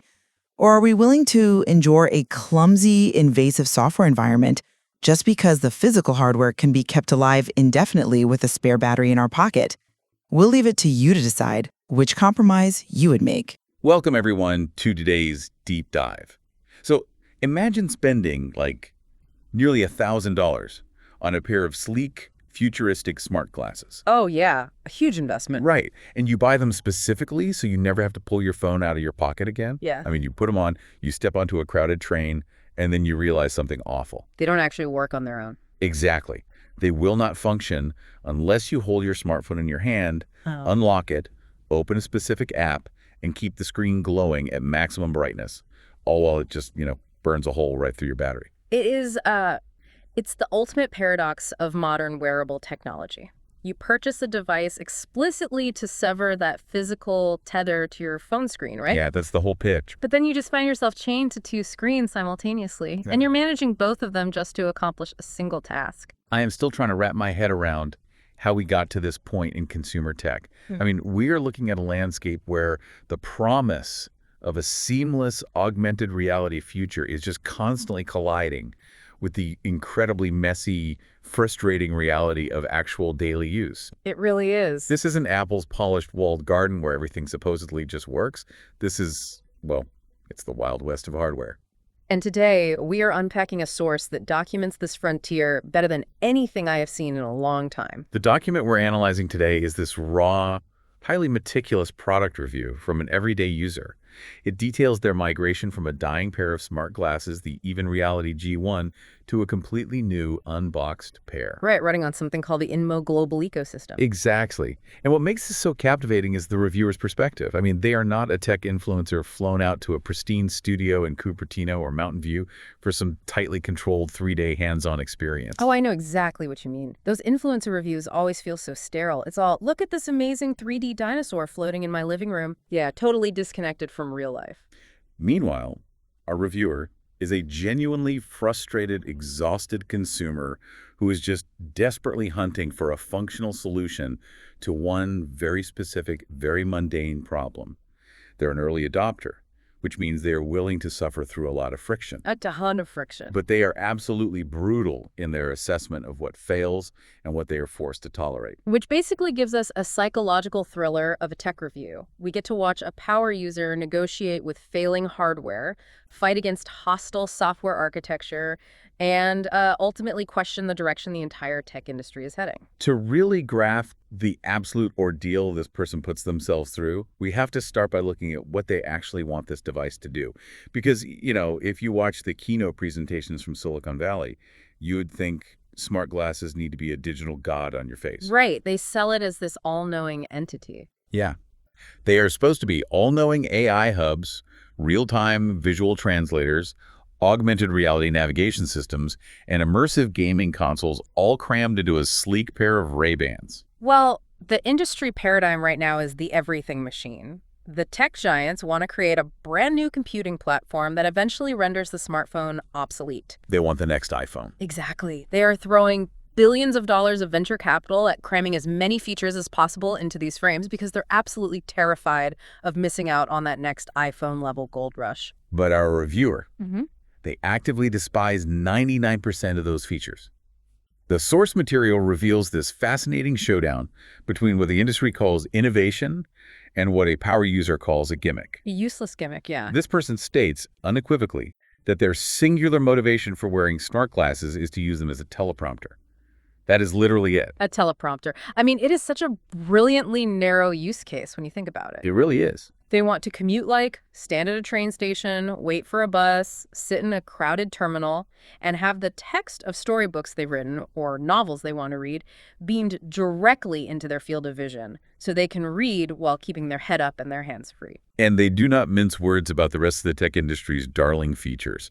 They specifically say, never AI was never to take notes, never to translate. Wow. Yeah, they view these multi-billion-dollar research achievements as total dead weight. It reminds me of someone being forced to buy a massive, heavy, 50-blade Swiss Army knife. Oh, that's a perfect analogy. Right. It's got a corkscrew, a magnifying glass, a tiny saw, a fish scaler. But all they actually need to do their daily job is one incredibly reliable, well-machined Phillips head screwdriver. Why is the industry so opposed to just building the perfect screwdriver? Because a perfect digital bookmark or a flawless teleprompter app doesn't secure a Series B funding round from venture capitalists, unfortunately. Yeah, I guess that makes sense. Saying we built a really stable text viewer sounds, well, pedestrian. But saying we integrated an autonomous AI agent into your optical nerve, that sounds like a unicorn valuation. It's all about the pitch. Exactly. The hardware manufacturers are incentivized to build flashy, complex systems to impress investors, and they completely ignore that adding 40 mediocre tools makes the one tool the user actually wants way harder to access. That makes me wonder about their stance on AI, though.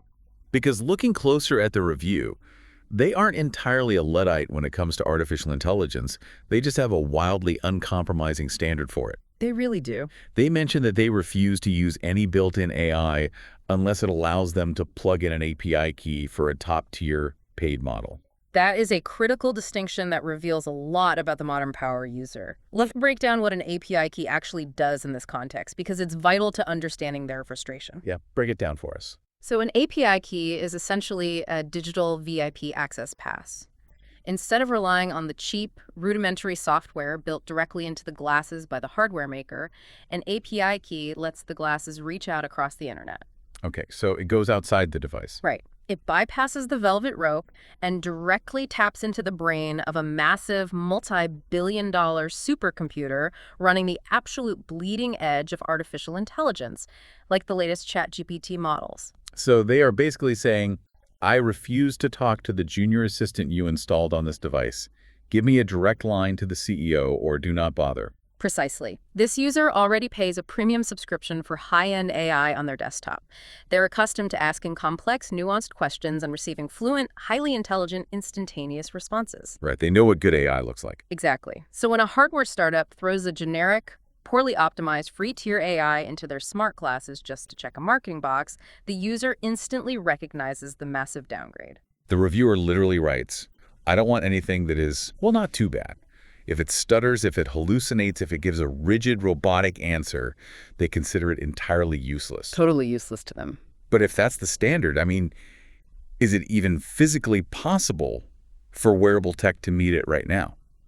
You can't exactly fit a liquid-cooled server farm inside a pair of tortoiseshell frames. You've hit on the fundamental bottleneck of current wearable architecture right there. Running those massive top-tier large language models locally on a device requires immense computing power. And a lot of cooling, I imagine. Huge amounts, specialized chips, and a massive thermal envelope to dissipate heat. A pair of glasses has absolutely none of those things. Therefore, the manufacturer has a choice. Which is? Either use a tiny lobotomized AI model that can run locally but frustrates power users, or route the query through the cloud to a bigger server, and that introduces agonizing latency. Meaning you ask your glasses a question, and then you just stand there on the sidewalk for 6 seconds looking like a zombie, while the glasses beam the audio to a server in Virginia, process it, and beam it back. Exactly. And for an early adopter seeking frictionless utility, that 6-second delay is an absolute deal breaker. Every extra feature, every unwanted AI integration, every piece of bloatware drains a fraction of a percentage of the battery. Right, it all adds up. It occupies RAM, and it adds cognitive friction to the user's daily experience. Friction really seems to be the defining theme of this person's technological life. Because to truly understand the sheer desperation driving them to unbox this new pair of INMO Global glasses, we need to examine the absolute gauntlet they have been running with their previous hardware. Oh, it's a rough history. The ghosts of their past devices are quite literally haunting their desk, and the way these old glasses failed is genuinely terrifying. The primary device they are migrating away from is the Even Reality G1, and the narrative of its decline is a masterclass in what we call hardware rot. Hardware rot. Yeah.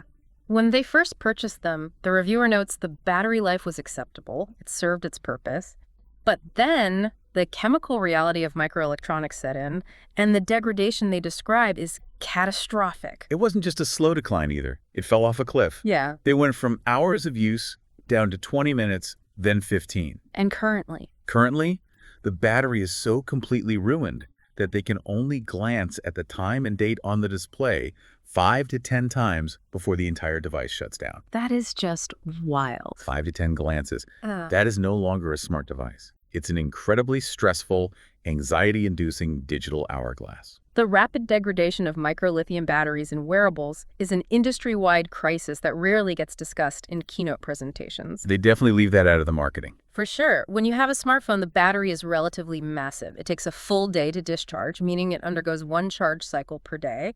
But a battery squeezed into the thin arm of a pair of glasses is infinitesimally small. To power an augmented reality display, it discharges incredibly fast. The user might be charging it 3, 4, or 5 times a day. Which means they are chewing through the chemical lifespan of that battery 5 times faster than a phone? Exactly. The lithium-ion cells are undergoing constant, deep discharge cycles, generating heat in a very confined space. And that leads to the most alarming revelation in this review. Oh, this part blew my mind. The Even Reality battery didn't just chemically degrade to the point of uselessness. It failed structurally. The user documents that the battery actually swelled up, bursting the seam of the frame. And what did our intrepid power user do? They glued it back together. It's unbelievable. I am struggling to process the level of risk tolerance here. We were talking about a lithium-ion battery. When those swell, it means a chemical reaction is producing volatile gas inside a sealed pouch. A major, major hazard. It's a massive fire hazard. And this isn't a laptop sitting on a fireproof desk. This is a device designed to sit on the bridge of your nose, literally millimeters from your eyeball. From an engineering and safety perspective, it is a nightmare scenario. A thermal runaway event, like a battery fire on a facial wearable, would cause catastrophic, blinding injuries. And they just glued it. The fact that the user applied household adhesive to a bulging, structurally compromised lithium pouch just to get 5 more glances at a clock perfectly illustrates the sheer irrational desperation of the early adopter. They are so deeply invested in the utility of the teleprompter that they're willing to ignore acute physical danger. But the hardware rot was only half the battle. The software on the Even Reality G1 was actively antagonizing them too. You would think that, okay, the battery is dying, but at least when it's plugged in, they can read their books. You'd hope so. But the manufacturer managed to completely break the core functionality of reading text. The Teleprompter application had a hard-coded character limit. It is a stunning oversight in software architecture. A character limit on a reading application means the user is entirely barred from simply dragging and dropping a standard EPUB or PDF file of a novel onto the device. The mental and administrative load this placed on the user is absurd. Imagine wanting to relax with a sci-fi novel on your train ride home. But before you can even leave your house, you have to sit at your desktop computer, open the manuscript, and manually chop the text into dozens of tiny bite-sized digital chunks. That's so tedious. The user explicitly lists how they had to organize their files. Section 1, Section 3, Section 4, Section 5. They were forced to act as the human parser for a piece of supposedly cutting-edge technology. It perfectly highlights the divide between hardware engineering and user experience design. Right. The hardware team successfully built a complex microprojection display mechanism that can beam photons directly into the human retina. But the software team failed to build a usable ecosystem around it. The disconnect is crazy. Forcing the user to manually slice data to accommodate arbitrary memory constraints is a total failure of basic software utility. And it wasn't just the Even Reality glasses that failed them. They were so desperate, they actually backed a Kickstarter for another brand, mentioned as the WIT or ROIT glasses. And it's a tragic story, really, because these Kickstarter glasses actually achieved a massive optical triumph. They really did. The reviewer points out that the display on the WIT glasses provided a real window and that the screen brightness was exceptional. Which is huge for outdoor use. Absolutely. For a user commuting, moving dynamically between the dark shade of a subway platform and the blinding glare of direct midday sunlight, screen brightness is the most critical hardware feature. The fact that a startup managed to produce a screen that remained legible in maximum sunlight is a phenomenal feat of optical engineering. But of course, there was a massive, frustrating but. They nailed the impossibly hard physics of beaming bright light into the eye in daylight and then completely fumbled the most basic software concept known to humanity. It's almost funny. The PDF reading app on the WIT glasses did not have a resume function. It could not remember what page the user was on when they closed the app. Which borders on the absurd. We're talking about a concept, the bookmark, that has existed in physical form for thousands of years. It is the absolute foundational table stake of the reading experience. I just want to pause and let you, the listener, truly appreciate the comedy of this. You have a device utilizing complex augmented reality microdisplays, running a modern operating system, connecting via Bluetooth to global networks. And it is entirely defeated by the concept of a bookmark. Yes. How does a development team get so blinded by the shiny, futuristic aspects of a device that they forget to program a save state for a document? It happens constantly in emerging tech sectors, actually. A new paradigm, like head-mounted displays, creates a sort of tunnel vision among developers. So? They are so aggressively focused on solving novel, complex problems like head tracking algorithms, spatial audio, or real-time translation pipelines that they completely neglect the foundational UI elements that make the device actually livable. They just forget the basics. They assume the basics are covered, or they deprioritize them in favor of flashy demo features for investors. So how did the user cope? They had to manually take a screenshot of the page they were on every single time they stopped reading, save that screenshot to an album, and then pull it up the next day just to figure out where they needed to manually scroll to when they opened the book again. Very annoying and very time-consuming, to use the reviewer's exact words. I bet. This gauntlet of friction, the swollen, glued-together batteries, the forced text chopping, the screenshot bookmarks, is the crucible that forms the specific user's mindset. This sheer exhaustion with software limitations and hardware rot is exactly what drove them to desperately seek an alternative. Which brings us to the arrival of the pristine white box.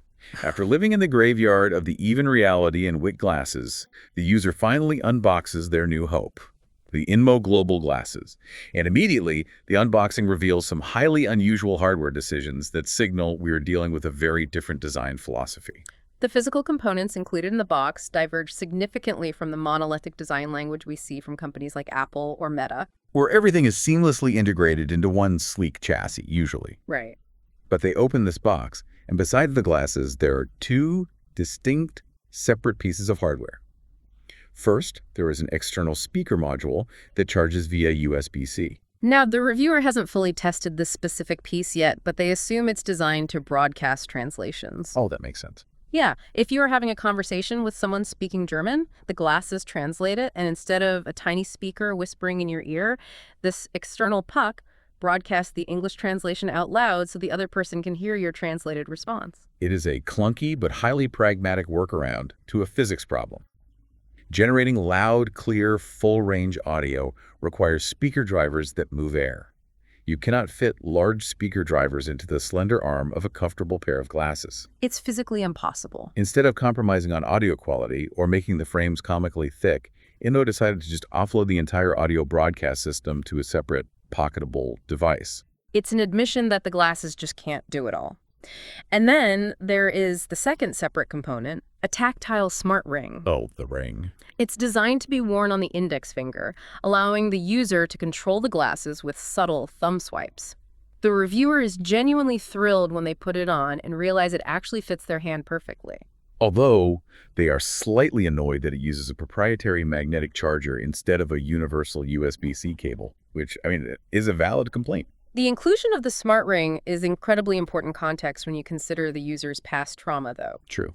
In the review, they detail how horrific the tactile input was on the old, even reality glasses. Most smart glasses rely on a capacitive touch panel on the side of the frame. The user notes they had to tap the side of their own head 5 to 10 times just to get a single input to register. Imagine standing on a crowded subway, furiously tapping your own temple over and over again like you're trying to dislodge a bug from your ear, and the device is completely ignoring you. It looks ridiculous. It's a socially awkward and physically frustrating experience.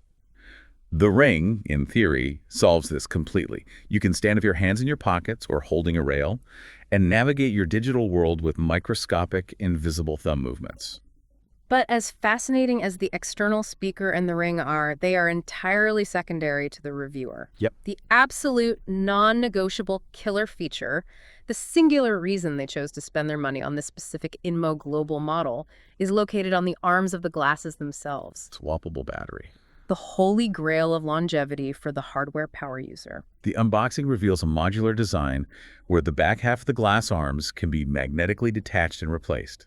The glasses even ship with one spare battery right in the box. And the reviewer's reaction is practically euphoric. It really is. They document finding the tiny plastic insulation tab, pulling it out, and marveling at the magnetic connection, though they do express a slight anxiety, noting that the magnets feel, very weak. They're terrified the battery might just fall out while they're walking. That weak magnetic connection is a known engineering trade-off. Making a battery easily swappable by hand means you cannot use heavy locking mechanisms or industrial adhesives, which compromises structural rigidity. That makes sense. But let's analyze why this user is so hyperfixated on modular power. We just discussed the trauma of the Even Reality G1 bursting at the seams. The exploding glue hazard. Right. To this reviewer, any device with a permanent built-in battery is nothing more than a ticking time bomb of planned obsolescence. They lay out their consumer philosophy incredibly clearly.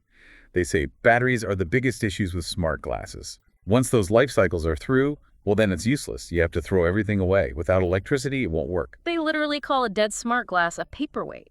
And here's the kicker. They state they want a device they can use for 5 to 10 years. A 5 to 10 year lifespan expectation in the current micro-wearable market is almost unheard of.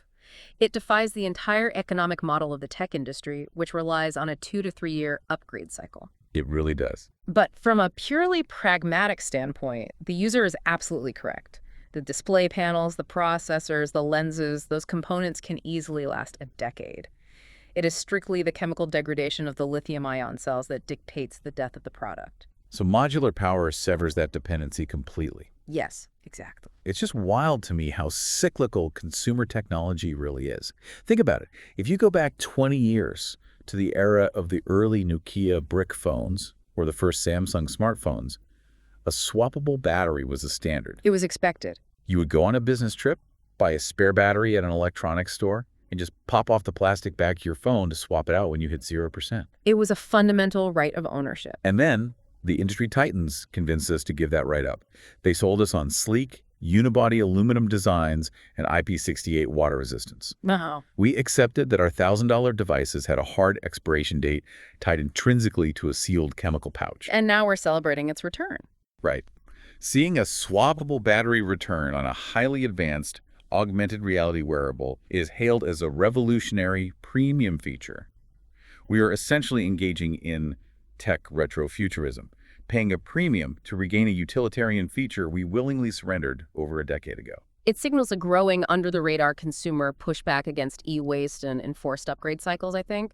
This reviewer explicitly hopes they can find a way to order more of these proprietary batteries online. They just want a stockpile. Exactly. Their ultimate dream isn't to buy new glasses in 3 years. It's to stockpile a drawer full of magnetic battery arms so they can keep this specific display hardware running into the 2030s. It's an industrial, highly utilitarian approach to consumer electronics. Just give me a reliable monitor and let me feed it power indefinitely. So the hardware looks incredibly promising. Weak magnets aside, the dream of a 10-year lifespan is alive. The physical unboxing is a success. But hardware is only half the equation. Now, the user actually has to set the device up for their specific visual needs. And this is where the joy of the unboxing slams face first into a brick wall. What unfolds next is a truly agonizing case study in onboarding friction, highlighting the massive disconnect between globalized hardware manufacturing and localized user support. Let's talk about the lenses, because our reviewer does not have perfect vision. No, they require prescription correction to read. Right. They intelligently ordered custom prescription lenses directly with the device. Now, if you or I go to a local optometrist or even an online retailer like Warby Parker to buy prescription sunglasses, how do they arrive? They arrive fully assembled. The lenses are securely mounted inside the frames, calibrated, cleaned, and ready to be placed on your face. Exactly. The product is finished. But here, the reviewer opens the main box for the glasses and then finds a separate, smaller box containing the raw, unmounted prescription lenses. Just loose lenses. Yeah. They check the prescription, verify it matches their eyes, and then are struck by a sudden, paralyzing realization. They have absolutely no idea how to physically install these delicate optical lenses into the highly advanced, sensor-laden frames of the smart glasses. This is a direct consequence of modern fragmented supply chains. It is vastly cheaper for a hardware company to have one massive assembly line in Shenzhen pumping out identical smart frames and a completely separate, cheaper facility grinding the prescription lenses, and then simply throwing both boxes into a DHL shipping mailer. So they just skip the final step. Integrating the two at the factory level requires complex logistical coordination and strict quality control that mid-tier hardware startups simply refuse to pay for. They offload the final, most delicate, high-stakes step of the manufacturing process onto the untrained consumer. And the consumer is left holding the bag. The user logically looks for an instruction manual. They find a small card with a QR code. Right. Standard procedure. Right. They scan the code with their phone, expecting a sleek animated YouTube tutorial. Instead, the link directs them to a video entirely in Chinese, hosted on a platform called Bilibili. Bilibili is a massive, highly popular video sharing platform in China. It's roughly analogous to YouTube, with a heavy focus on animation, gaming, and tech culture. All right, so the user thinks, okay, I don't speak Chinese, but maybe I can just watch the visual demonstration. But the mobile browser player is clunky, so they try to download the official Bilibili app from the Google Play Store to watch it properly. And that's when they hit the wall. A massive digital brick wall. An error message pops up. This item is not available in your country. They are geographically locked out of the basic setup instructions for a medical-grade customization. The desperation of this moment is just so incredibly palpable. They banned me because of my country, the user laments. Imagine being in this situation. It would be infuriating. You have just spent a small fortune on fragile, cutting-edge hardware. You're holding delicate, custom-ground prescription lenses in your bare hands. And the single authorized guide on how to combine these two expensive components without shattering them is trapped behind an international geoblock. It perfectly illustrates the fragility of the global tech ecosystem. The hardware can cross oceans in days, but the software, the support infrastructure, and the digital rights management are still heavily partitioned by invisible national borders. The manufacturer completely failed to account for a global customer base. So what does a desperate power user do when the manufacturer abandons them? They turn to the very technology they claim to hate. They use AI as a lifeboat. A reluctant lifeboat. Exactly. They open up an AI chatbot, likely one they pay for, and ask it to scour the internet, read translated forum posts, and summarize how on earth to install these specific INMO lenses. And the AI, relying on scraped, translated data, provides an incredibly vague, almost cryptic set of instructions. The AI tells them, first it goes to the left, then you press down until it clicks. Imagine standing in your living room, holding hundreds of dollars of delicate optics, and trusting a chatbot summarization of a translated message board to guide your physical actions. The tension the user describes here is intense. They talk about the sheer physical stress of the process. They are terrified of applying too much pressure and snapping the plastic frame. Oh, I would be sweating. Right. And they're equally terrified of getting oily fingerprints all over the lenses because, as anyone who wears glasses knows, trying to forcefully snap a tight lens into a rigid frame without touching the center of the glass requires the dexterity of a bomb disposal expert. It is a high-stakes, high-stress mechanical puzzle that the consumer should never have been forced to solve. And the tragic punchline to this entire ordeal is that even after they follow the AI's instructions, Even after all that, even after they push left and press down until they hear a terrifying snap, the result isn't perfect. no. They note that after all that anxiety, the lenses don't even sit flush. There is a noticeable space, an awkward gap, between the edge of the prescription lens and the chassis of the smart frame. That is so disappointing. The user just kind of defeatedly sighs and concludes, I guess it can be used. It's better than nothing. Better than nothing is the rallying cry of the early adopter.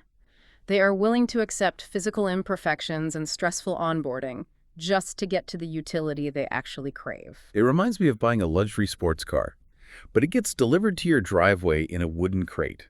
The leather steering wheel is wrapped in bubble wrap in a separate box, and the only instruction manual on how to attach the steering column to the axle is a puzzle box you have to solve using Google Translate. Yeah, you build it yourself. But against all odds, the physical hardware is finally assembled.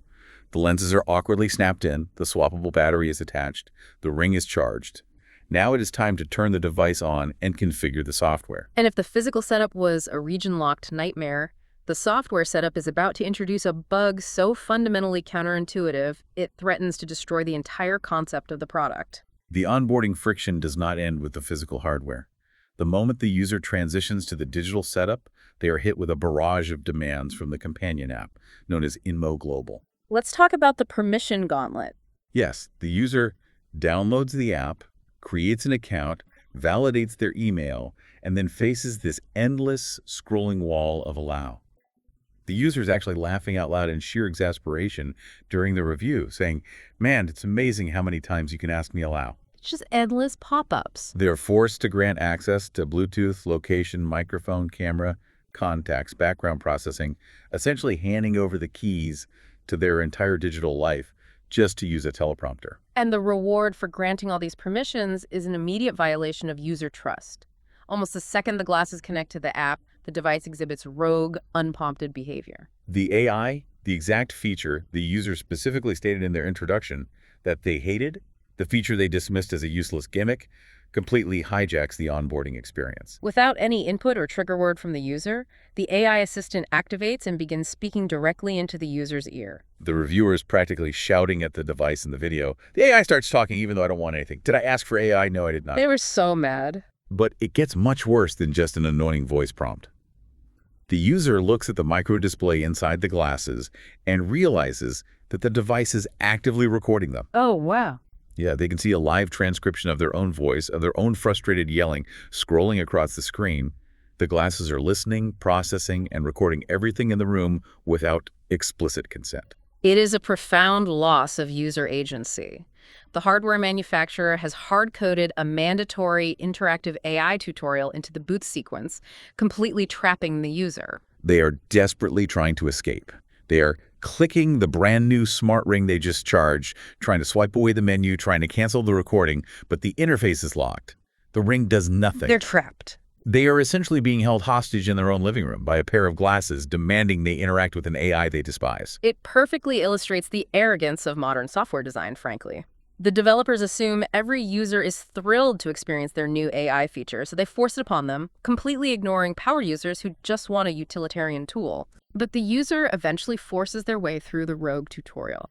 They get the AI to shut down, they navigate to the main menu, and they prepare to finally set up their beloved teleprompter. And this is the moment of truth. This is when they discover the fatal flaw. The absolute deal-breaker bug that completely undermines the entire philosophy of wearable technology.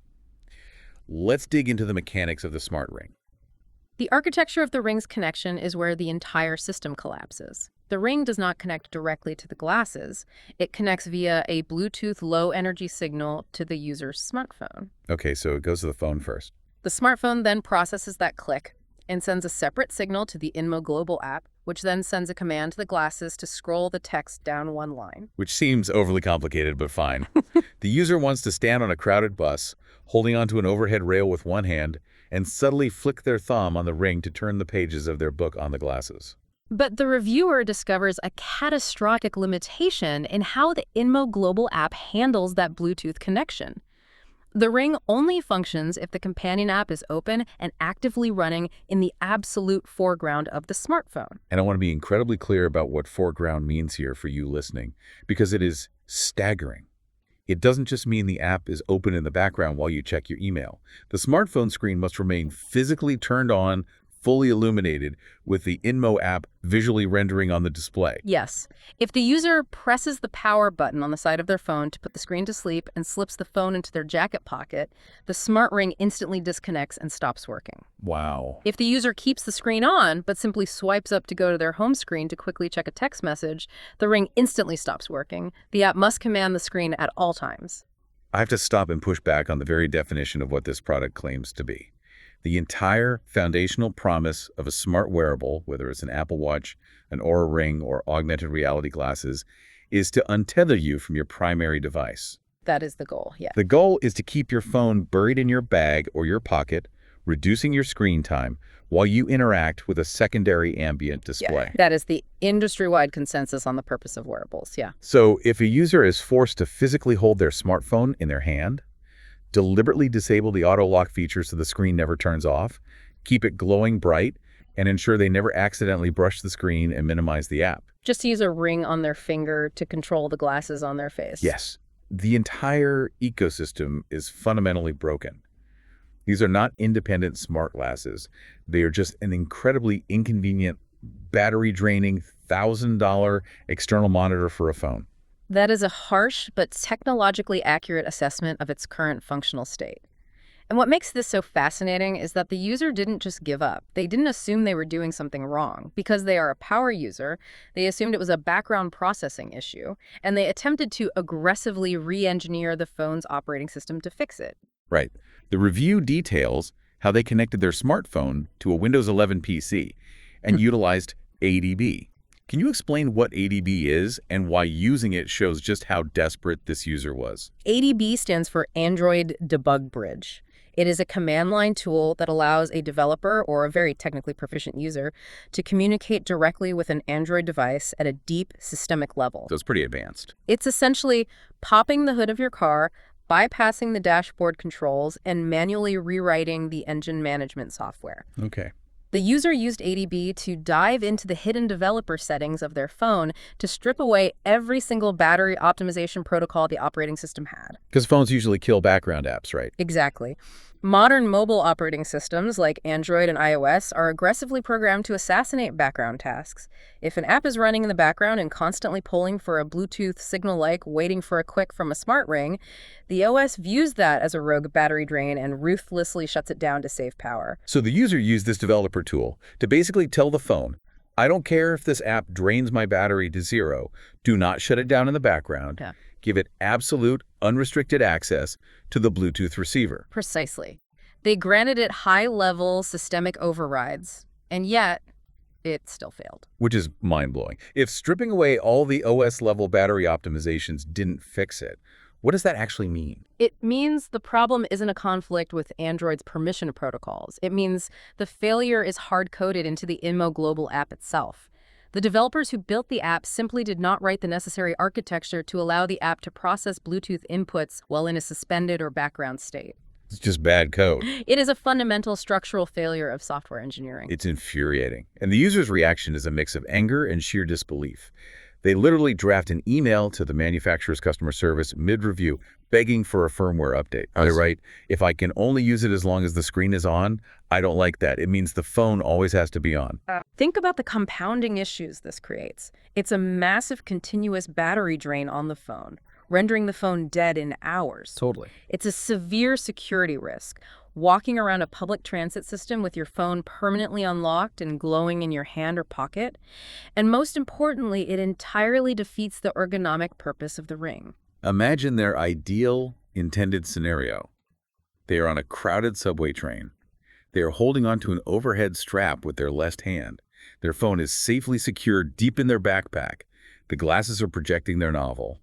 And the thumb of their left hand, the one holding the strap, is subtly flicking the smart ring to turn pages. It is the absolute pinnacle of frictionless, augmented reality convenience. It sounds beautiful. It sounds like the future. But the reality they are forced into, they have to hold the strap with their left hand. They have to hold their unlocked, glowing phone awkwardly in their right hand, carefully gripping the edges so their palm doesn't accidentally touch the screen and close the app. So it's awful. And they still have to wear the ring to click the page. The friction is so high, they might as well just give up, take off the glasses, and read the book directly on the phone screen. The software limitation completely neuters the brilliant hardware.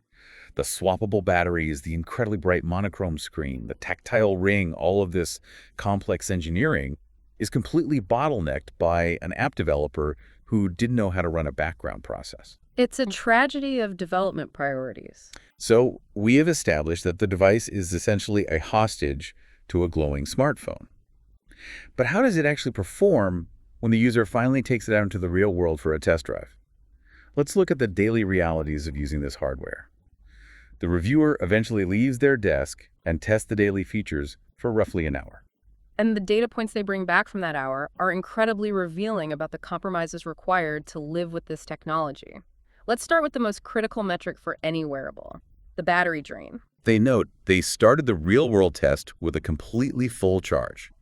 They spent 1 hour actively testing the various features, scrolling text, testing the camera, trying the translation, and after exactly 60 minutes, the battery had dropped to 65%. Which is a staggering rate of consumption. A roughly 40% drain in a single hour of active use implies a maximum theoretical battery life of perhaps 2.5 hours under moderate load before the device dies completely. For a device that is marketed to be worn on your face all day long, 2.5 hours is abysmal. Suddenly, their absolute obsession with the swappable batteries makes perfect sense. It really does. They aren't going to be swapping batteries once a day. They're going to be hot swapping power cells on their commute like a soldier reloading a rifle.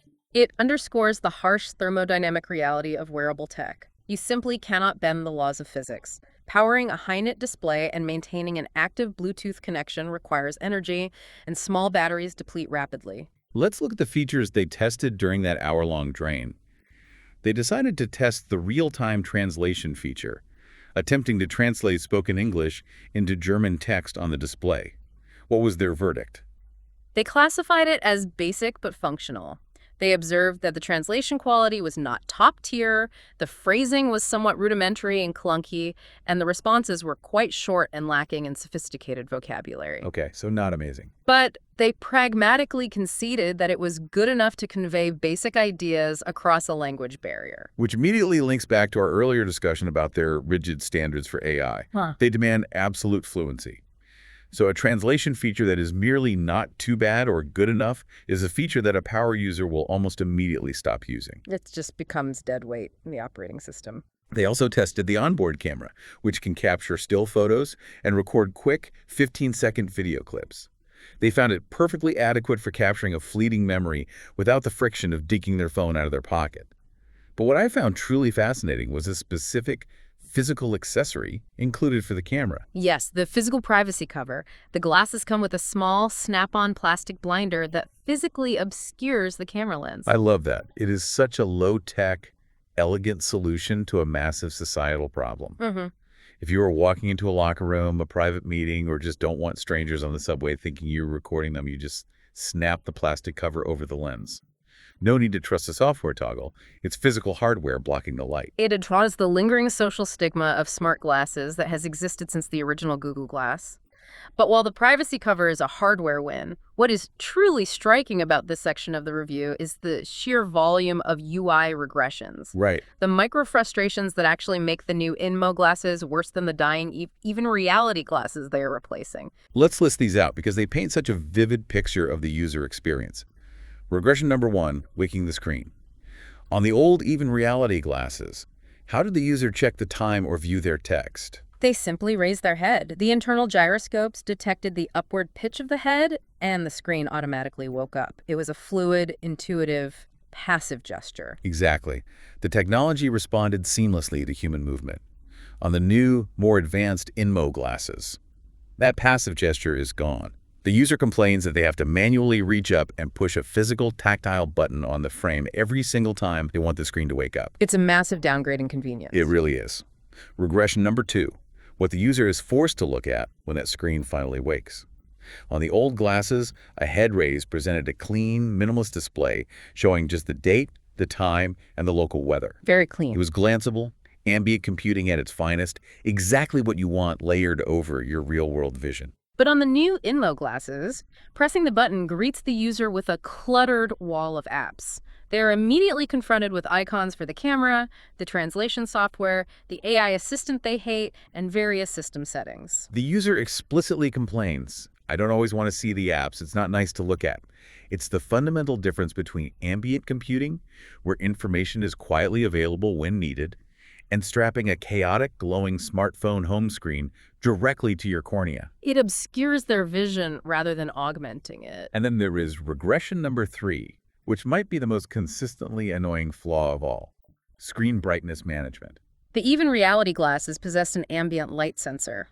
If the user walked out of a dark subway tunnel into glaring afternoon sunlight, the screen automatically increased its brightness to remain legible. Just like a phone does. Right. If they walked indoors, it's seamlessly dimmed to save battery and reduce eye strain. Auto brightness has been a standard feature on screens for over a decade. But the INMO Global glasses, no auto brightness whatsoever. The user explains that every single time their environmental lighting changes, every time they step onto a train or walk out of a building, or the sun goes behind a cloud, they have to stop what they are doing. And reach up to the frame. Yes, reach up, manually tap through the settings menu inside the glasses, find the brightness slider, and manually adjust the display intensity. If we take a step back and connect all these micro frustrations, the manual wake button, the cluttered app wall, the constant manual brightness adjustments, the frantic swapping of batteries every 2 hours, and the absolute requirement to keep their smartphone screen unlocked and glowing in their hand. A very clear, very exhausting picture emerges of what it actually means to live with this device. It really does. The user is in a state of constant, unrelenting management. They're managing the power supply, they're managing the display state, they're managing the UI output, they're managing the Bluetooth polling on their phone. It is a highly active, highly demanding, cognitively taxing experience. It is the absolute antithesis of passive ambient technology. The technology is no longer serving the user to make their life easier. The user has become a full-time servant to the technology just to keep it functioning. It raises a profound question about our relationship with modern consumer electronics. We barter away our convenience for specific utilities all the time, often without realizing the depth of the sacrifice. We really do. In this scenario, the user is willingly accepting a mountain of manual management UI regressions and structural software flaws, entirely to gain access to two specific things: swappable batteries and a functioning teleprompter. Which leads to the most shocking, unexpected conclusion of this entire review. Because after detailing the Bilibili region lock, the rogue AI recording their voice, the 40% battery drain, the lack of auto brightness, and the unforgivable deal-breaker bug requiring their phone screen to stay on. Despite all of that, the reviewer definitively states that they actually prefer these deeply flawed INMO glasses over the industry darling, the Meta Smart glasses. that is a staggering conclusion when you consider the context. The Meta Smart glasses, developed in partnership with Ray-Ban, represent the culmination of billions of dollars of research and development. They are massive. They have a flawless, frictionless app ecosystem, excellent battery management, integrated charging cases, and high-fidelity cameras. They are universally praised as the most polished smart glasses on the market. Why on earth would a power user reject the polished perfection of Meta for the duct-taped chaos of INMO? because of the singular, uncompromising nature of their use case. The reviewer points out that while the Meta glasses boast full-color displays and seamless ecosystem integration, none of that matters for reading text. Oh, that makes sense. For a teleprompter, color is irrelevant. In fact, color displays often suffer from worse contrast and readability in direct sunlight compared to a high-nit monochrome display. The reviewer essentially says, I don't need color to read a book. The INMO glasses, despite being riddled with software bugs and UI regressions, provide a sharper, brighter, more dedicated monochrome reading experience than the mainstream alternative. It perfectly encapsulates the entire journey we've been analyzing. A true power user will happily crawl through a mile of broken glass and broken software architecture if it means their one essential, non-negotiable feature works exactly the way they want it to. Yeah, they will reject a multi-billion-dollar polished ecosystem if it compromises on their core utility. Let's take a breath and synthesize this incredible deep dive. We started with a frustrated user sitting at a desk looking at a pair of old glasses with batteries so swollen they had to be glued together just to get 5 glances at the time. And we followed their desperate attempt to upgrade, tracking them through the unboxing of modular hardware, the absolute absurdity of using AI to bypass a region-locked Chinese video just to install medical lenses, the betrayal of the tethered software bug that demands a glowing phone screen, and the daily compromises of manual brightness and 2-hour battery life. What this incredibly detailed, unfiltered source material provides is a raw look at the true frontier of wearable tech. It is a fascinating space, but it is deeply structurally flawed. Deeply flawed. These devices offer fleeting flashes of brilliance, right? The ability to read a novel while staring straight ahead on a crowded subway, the industrial pragmatism of swappable power cells. But they surround those brilliant flashes with a deep, treacherous moat of software bugs, hostile user interfaces, and constant manual micromanagement. The future of augmented reality isn't here yet. What we're living in right now is a messy DIY duct tape and glue present. For sure. The user managed to secure the exact feature they desperately wanted, the teleprompter, but they paid for it by essentially becoming an unpaid beta tester and system administrator for the manufacturer. And that reality leads me to a broader, much more troubling implication. I want to leave you, the listener, with a final, provocative thought to mull over long after this deep dive ends. What's that? We have just spent an hour analyzing a user fighting tooth and nail to keep their physical hardware functional. They are gluing batteries, they are begging customer service for firmware updates, they are desperately hoping they can stockpile proprietary magnetic power cells to make this display last for a decade. But their entire effort is based on a massive, terrifying assumption. We are currently buying millions of these hyper-specific, companion-dependent smart devices every year. Smart rings, smart glasses, fitness trackers, intelligent appliances. Every single one of them relies completely on a companion app running on your smartphone, which in turn communicates with a server located somewhere else in the world. The physical hardware is merely a terminal. The actual functionality lives in the cloud and the App Store. Exactly. So what happens to all of this carefully maintained physical hardware when those companion apps stop being updated? What happens 3 years from now when the mid-tier startup that manufactures the INMO glasses runs out of venture capital and goes bankrupt? Or what happens when Google pushes a major update to the Android operating system that completely breaks the Bluetooth polling architecture of the companion app and there is no development team left to patch it? In that scenario, the physical hardware might still be in pristine condition. The monochrome screen might be perfectly bright. The stockpile of swappable batteries might be fully charged and ready to go.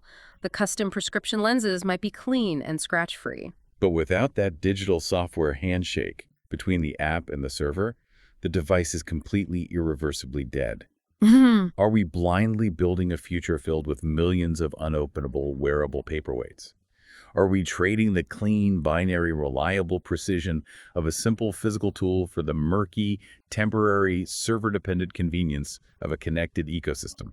It exposes the ultimate vulnerability of modern consumer technology. You do not truly own the device if you do not own or control the software required to make it run. You are simply renting its functionality until the server is turned off. A sobering, slightly terrifying thought to keep in the back of your mind the next time you unbox a new smart device connected via Bluetooth and blindly hit allow on that endless wall of permissions. Thank you all so much for joining us on this incredibly deep exploration today. It has been a wild, eye-opening ride through the chaotic realities of early adoption and hardware rot. Have a great day, stay relentlessly curious about the tools you use, and we will catch you in the next deep dive.